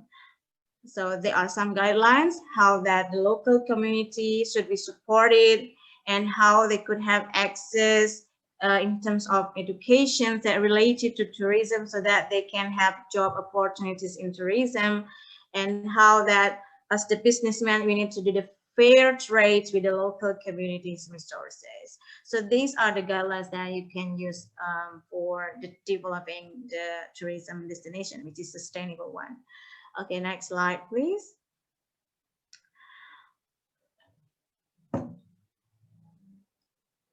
Next slide. Yeah, right.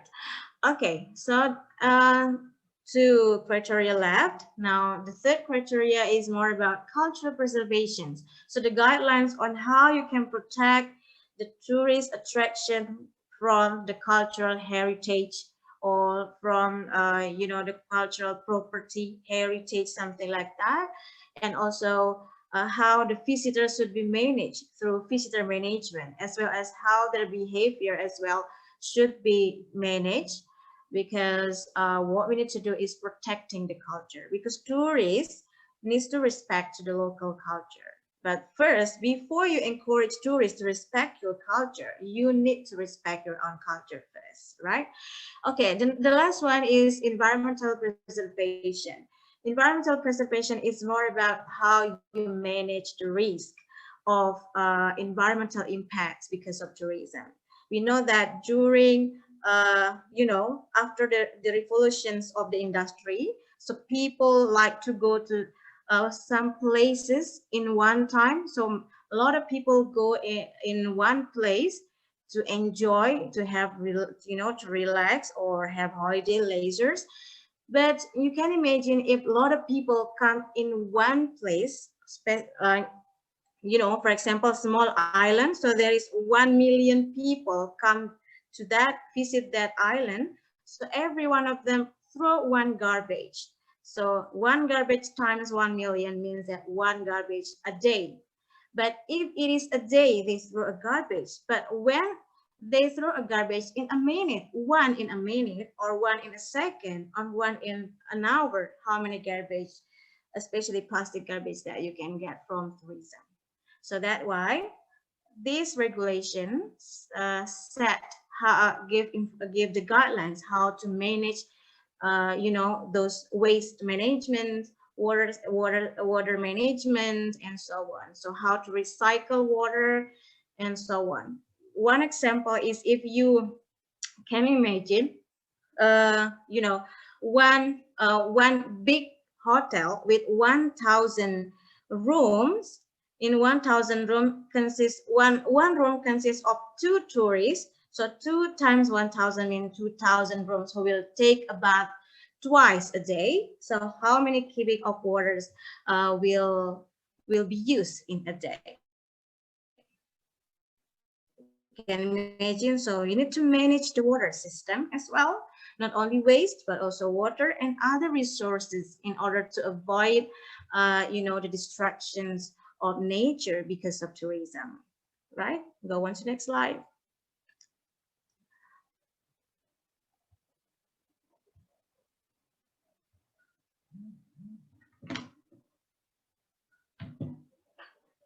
Right. So sustainable tourism as well has, different names. and different concepts that also have been perceived by many people. It is called as responsible tourism because it's it campaigns for responsibility strategy in tourism, soft tourism, minimum impact tourism, and also environmentally friendly tourism. But there are two famous concepts in sustainable tourism, which is called as alternative tourism. So alternative tourism, people in one time in a small place without wearing the carrying capacity of a destination.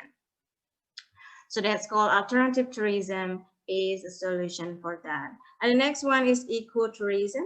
Ecotourism is more about nature, preservation, education, and so on. So that's where now we're focusing on the best practice of it. What we have done in Sembalun later as an example. Okay, go on to the next slide, please.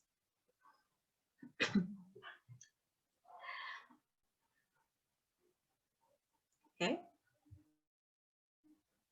Yeah.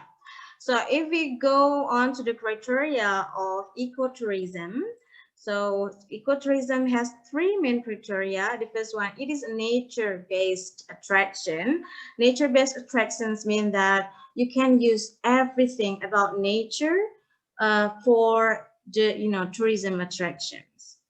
But please, you make sure you need to do conservation on that. So this is the first one, nature-based attraction, or in the bracket, we can call it conservations of the nature. So the second one is education. So we don't want people just visit a place of ecotourism, just see, see the beauty of what we want as the planner of ecotourism is they can learn anything about the fauna area, about the concept of ecotourism needs to be implemented when you develop ecotourism. And the third one is environmental and socio-cultural sustainability. So that's what we call as local participation. So we need to involve local people as well in the development of ecotourism, because what we want is to promote their culture and social culture, and we need to respect to that as well. All right, so the next slide, please.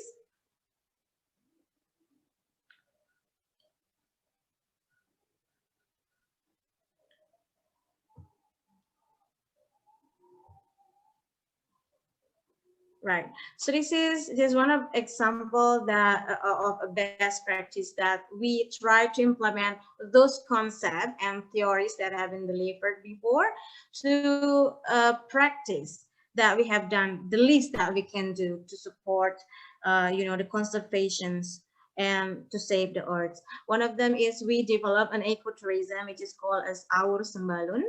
Our Sembalun is a bamboo ecotourism located in Sembalun. And it has the concept of ecotourism. So if you look at here, the tagline is embrace nature. Embracing the nature means by visiting our Sembalun, people will have the experience to embrace nature through conservation, to learn about the nature and to save the culture as well. So this project is supported by my institution, STP Mataram, Sekolah Tinggi Pariwisata Mataram, and supported by an Australian NGO. It's called Series Global, and also local community, because ecotourism has to have community participation. That's called ECDC, Sembalun Community Development Center, that has a very particular group which is concerned on bamboo, which is called Our Bamboo, and it is funded by an Australian government, supported by Australian Global Alumni through alumni grant scheme, and of course by the local government of Lombok Timur or East Lombok. So if you want to see more about this project or about this destination, you can just click in the Google this website, www.oursembalun.com. Next slide.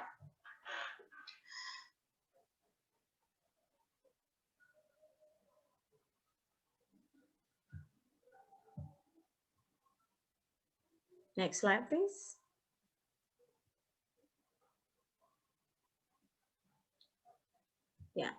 Yeah, this is just, you know, the information that project is actually based on the project Bamboo Conservation for Ecotourism Development funded by Australian government in 2020.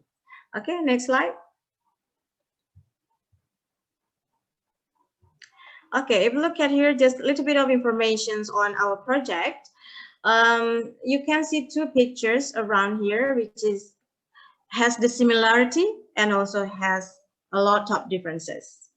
Okay, in the left side is, first is similarity. If you look at both pictures as about bamboos, or both destination has beautiful bamboo clumps, right? This is one is in Sembalun and one is in Japan. But in the left side, the difference is it is now before used to be a place for landfill where people throw garbage there. The plastics you can see it's very dirty, but this one is very beautiful, well managed. So because of the similarity, we want to, you know, make it as a benchmark for these destinations, in order to create a good destinations where people can enjoy the nature of bamboo and also bamboo forest, and also to learn more about bamboo. And you know what is the difference as well? The bamboo here is just, the bamboo clumps is just left like that, but this one is covered, or we call it as bamboo bersarung. Bamboo wearing sarung. We can find bamboo everywhere, but most of them are not covered like this. So this is one of unique selling point of this place. So people can see bamboo bersarung only in this place. And you know, it has the history. So all bamboo clumps here, which is covered, are actually has a different owner. Bamboo clumps with sarung has its own from generation to generation. So if you want to know more about this, you need to visit this, right? So the idea here is what we want is to raise an awareness of local people if they have beautiful landscape that need to be protected, and they need to understand that they actually have the richness of the nature there. That they can use it as resources to make a living as well. Okay, next.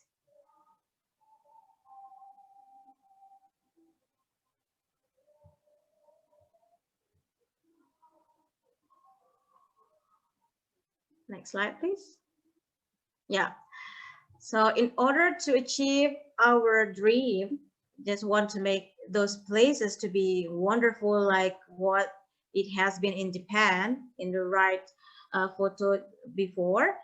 So what we did is we did a training and workshop about how to develop bamboo ecotourism. And then after that, we also facilitate local community for how to do conservations about bamboo as well, how to raise bamboo seedlings to be strong bamboo, and then also how to manage the destinations to make it clean and also more well managed. And the next is also we also construct a bit of infrastructure, which is made all of them from bamboo as well, like bamboo gates and bamboo bridge like this. It's very local, it's local, and everything are done by the local community. So what we were doing is encouraging local community to make a change for themselves. And even in mapping and also planning, we do participatory mapping with local community as well. Okay, go to next slide.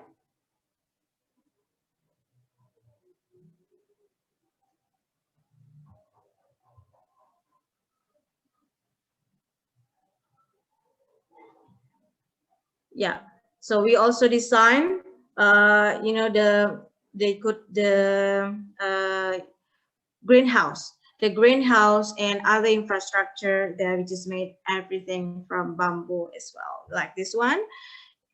So we we also make cooperations. We collaborate with university, one of the polytechnic in Singapore, who did this design as well.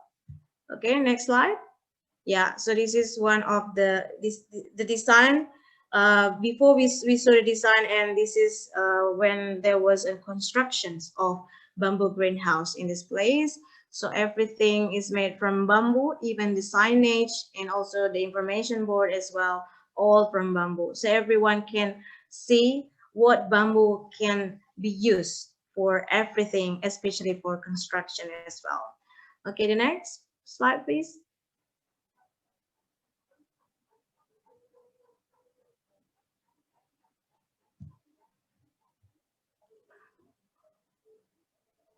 Yeah, so beside that, because this is a tourism destination, so what we're doing is creating activities that the local, the tourists can experience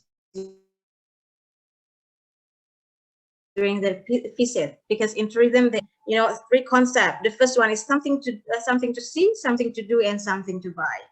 Something to see here, because we have the sightseeing activities as well, and something to do. There is bamboo nursery. So bamboo nursery is more about how people can learn how to do conservations on bamboo plants and bamboo seedlings. And next is storytelling. This is more about what is the history behind bamboo bersarung, and what is the use of bamboo that used by the local community from generation to generations. And we also promote the culture which maybe have been abandoned before, like bamboo music. And bamboo music means that they are traditional instruments made from bamboo, traditional musical instrument made from bamboo, so that we promote again their culture which were abandoned. And the other things is also bamboo crafting, so people can learn how to make craft, so then they can take home as well. Yeah, they can take home as a souvenirs, because something to do, something to see, and something to buy. And the last one is bamboo games. We also show the tourists on bamboo games, or the games that they can use, that they can do from bamboo as well. Okay, next slide, please.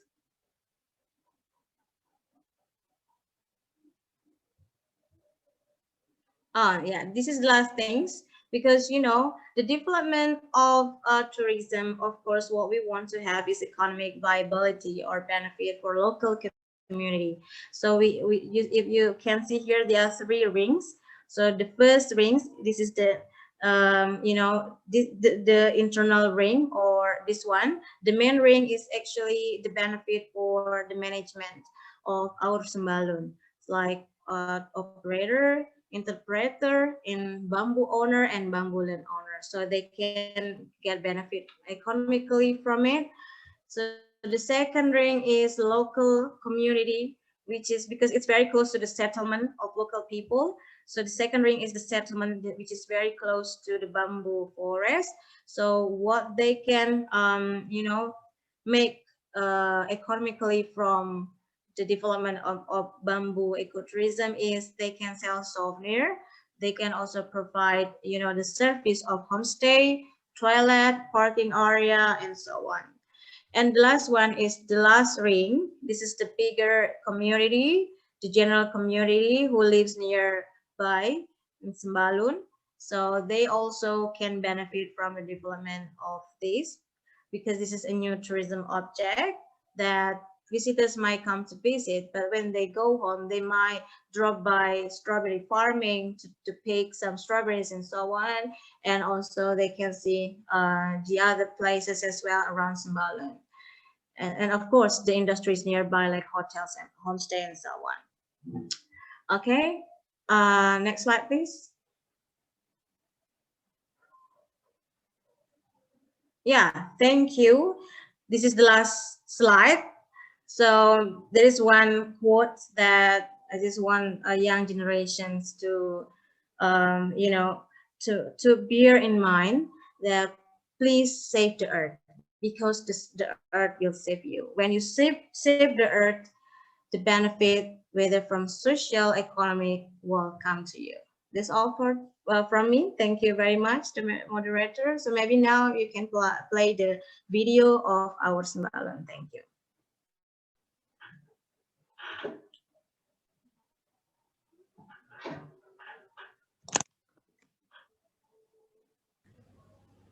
Well, thank you for Lia Roswida. So we're going to play the video of our Sembalun in Sembalun.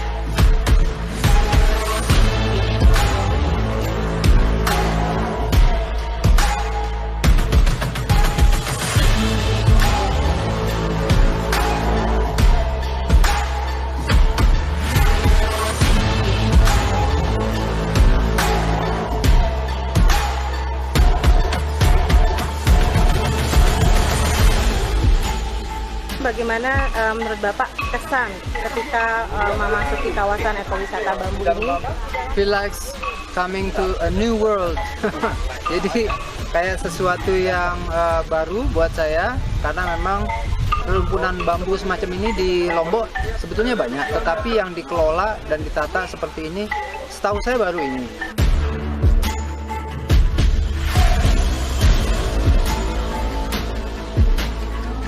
Tadi apa saja yang Bapak lakukan ketika berada di sini?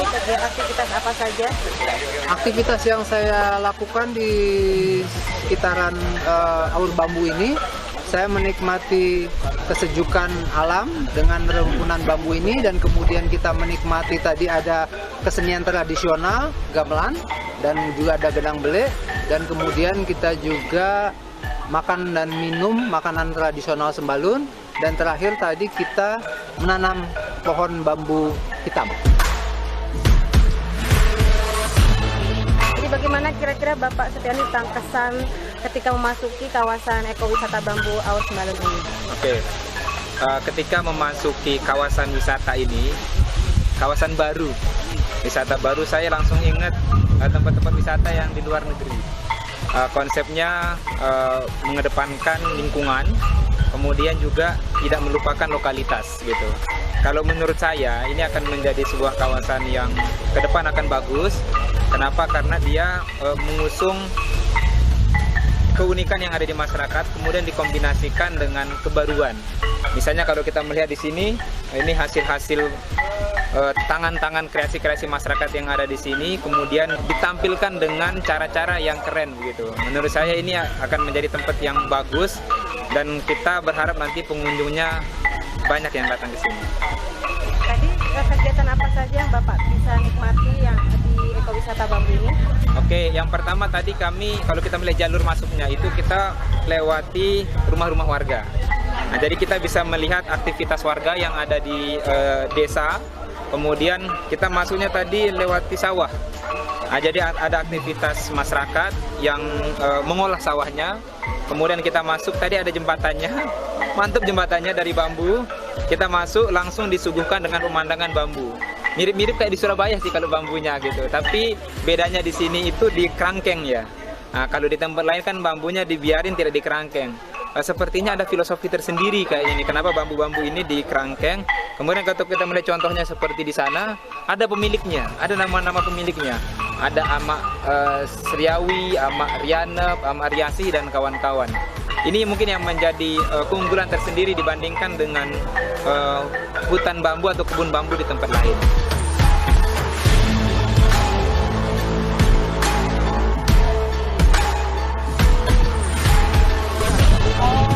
Selamat buat STP, Sekolah Tinggi Pariwisata Mataram, Ceres, dan SDGs. Jadi ini kita masih dalam rangkaian peresmian Aur Bambu, Kampung Bambu. Nah ini saya akan nanam bambu jenis apa? Bambu hitam. Bambu hitam. Cocoknya buat apa ini? Cocoknya untuk apa namanya? Ya. Untuk ditanam. Cocoknya. Tanam aja ya. Bambu. Gimana dibuka enggak? Coba Bang Izan dibantu. Mereka. Nah, bismillahirrahmanirrahim. Semoga tetap tumbuh dengan subur. Oke.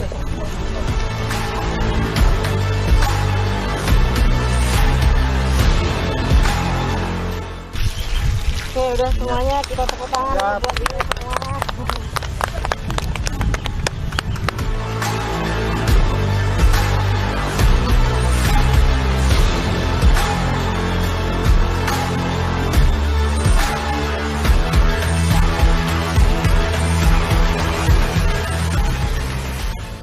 Hai semuanya, jangan lupa kalau mau ke ekowisata bambu, datanglah ke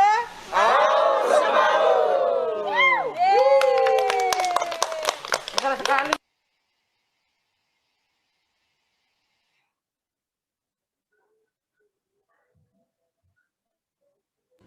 Wow, thank you so much. It was great video and also project. So welcome to the Q&A session. So we have two questions. I will read one by one. The first one is by B. Asma from Mataram University. The question is, how significant the impact of the ecotourism toward the environmental issues? Okay. Can I answer directly, right? Okay. Well, so how ecotourism can, can be a solution for environmental issue, for especially in terms of tourism. If you look at the concept that I have stated before, that ecotourism has three main concepts. The first one is conservation, and the second one is education, and the third one is local participation. In terms of conservation, when you develop an ecotourism, means that you obey the rule of conservation, where it is plastic free, so people will not come there by bringing plastic bags. So you need to obey the rules of conservation in terms of conservation of nature, and also conservation of local, community, cultural and social values as well. And the second one is in terms of education, because in ecotourism concept, you're not only giving people a chance to see the nature, but also you need to educate them in terms of responsible tourism, and in terms of responsible consumption and production as well. And I saw the educations about anything related to nature and how to conserve nature. So I think it's a very good concept to be implemented in Indonesia, especially in Lombok, where we have, different beautiful places with nature and also culture is the main attraction. So through ecotourism concept, yeah. Okay, thank you. Moving on to the second questions from Radius Ramli DLHK NTB. The question is how to arouse the community and local tourist awareness in ways that management to support sustainable tourism, especially in Sembalun's circumstances. Could you please make it louder, because I can't really hear your voice? Oh, yeah. The question is how to raise the community and local tourist awareness in ways management to support sustainable tourism, especially in Sembalun circumstances. The question also in the chat box. Very good question.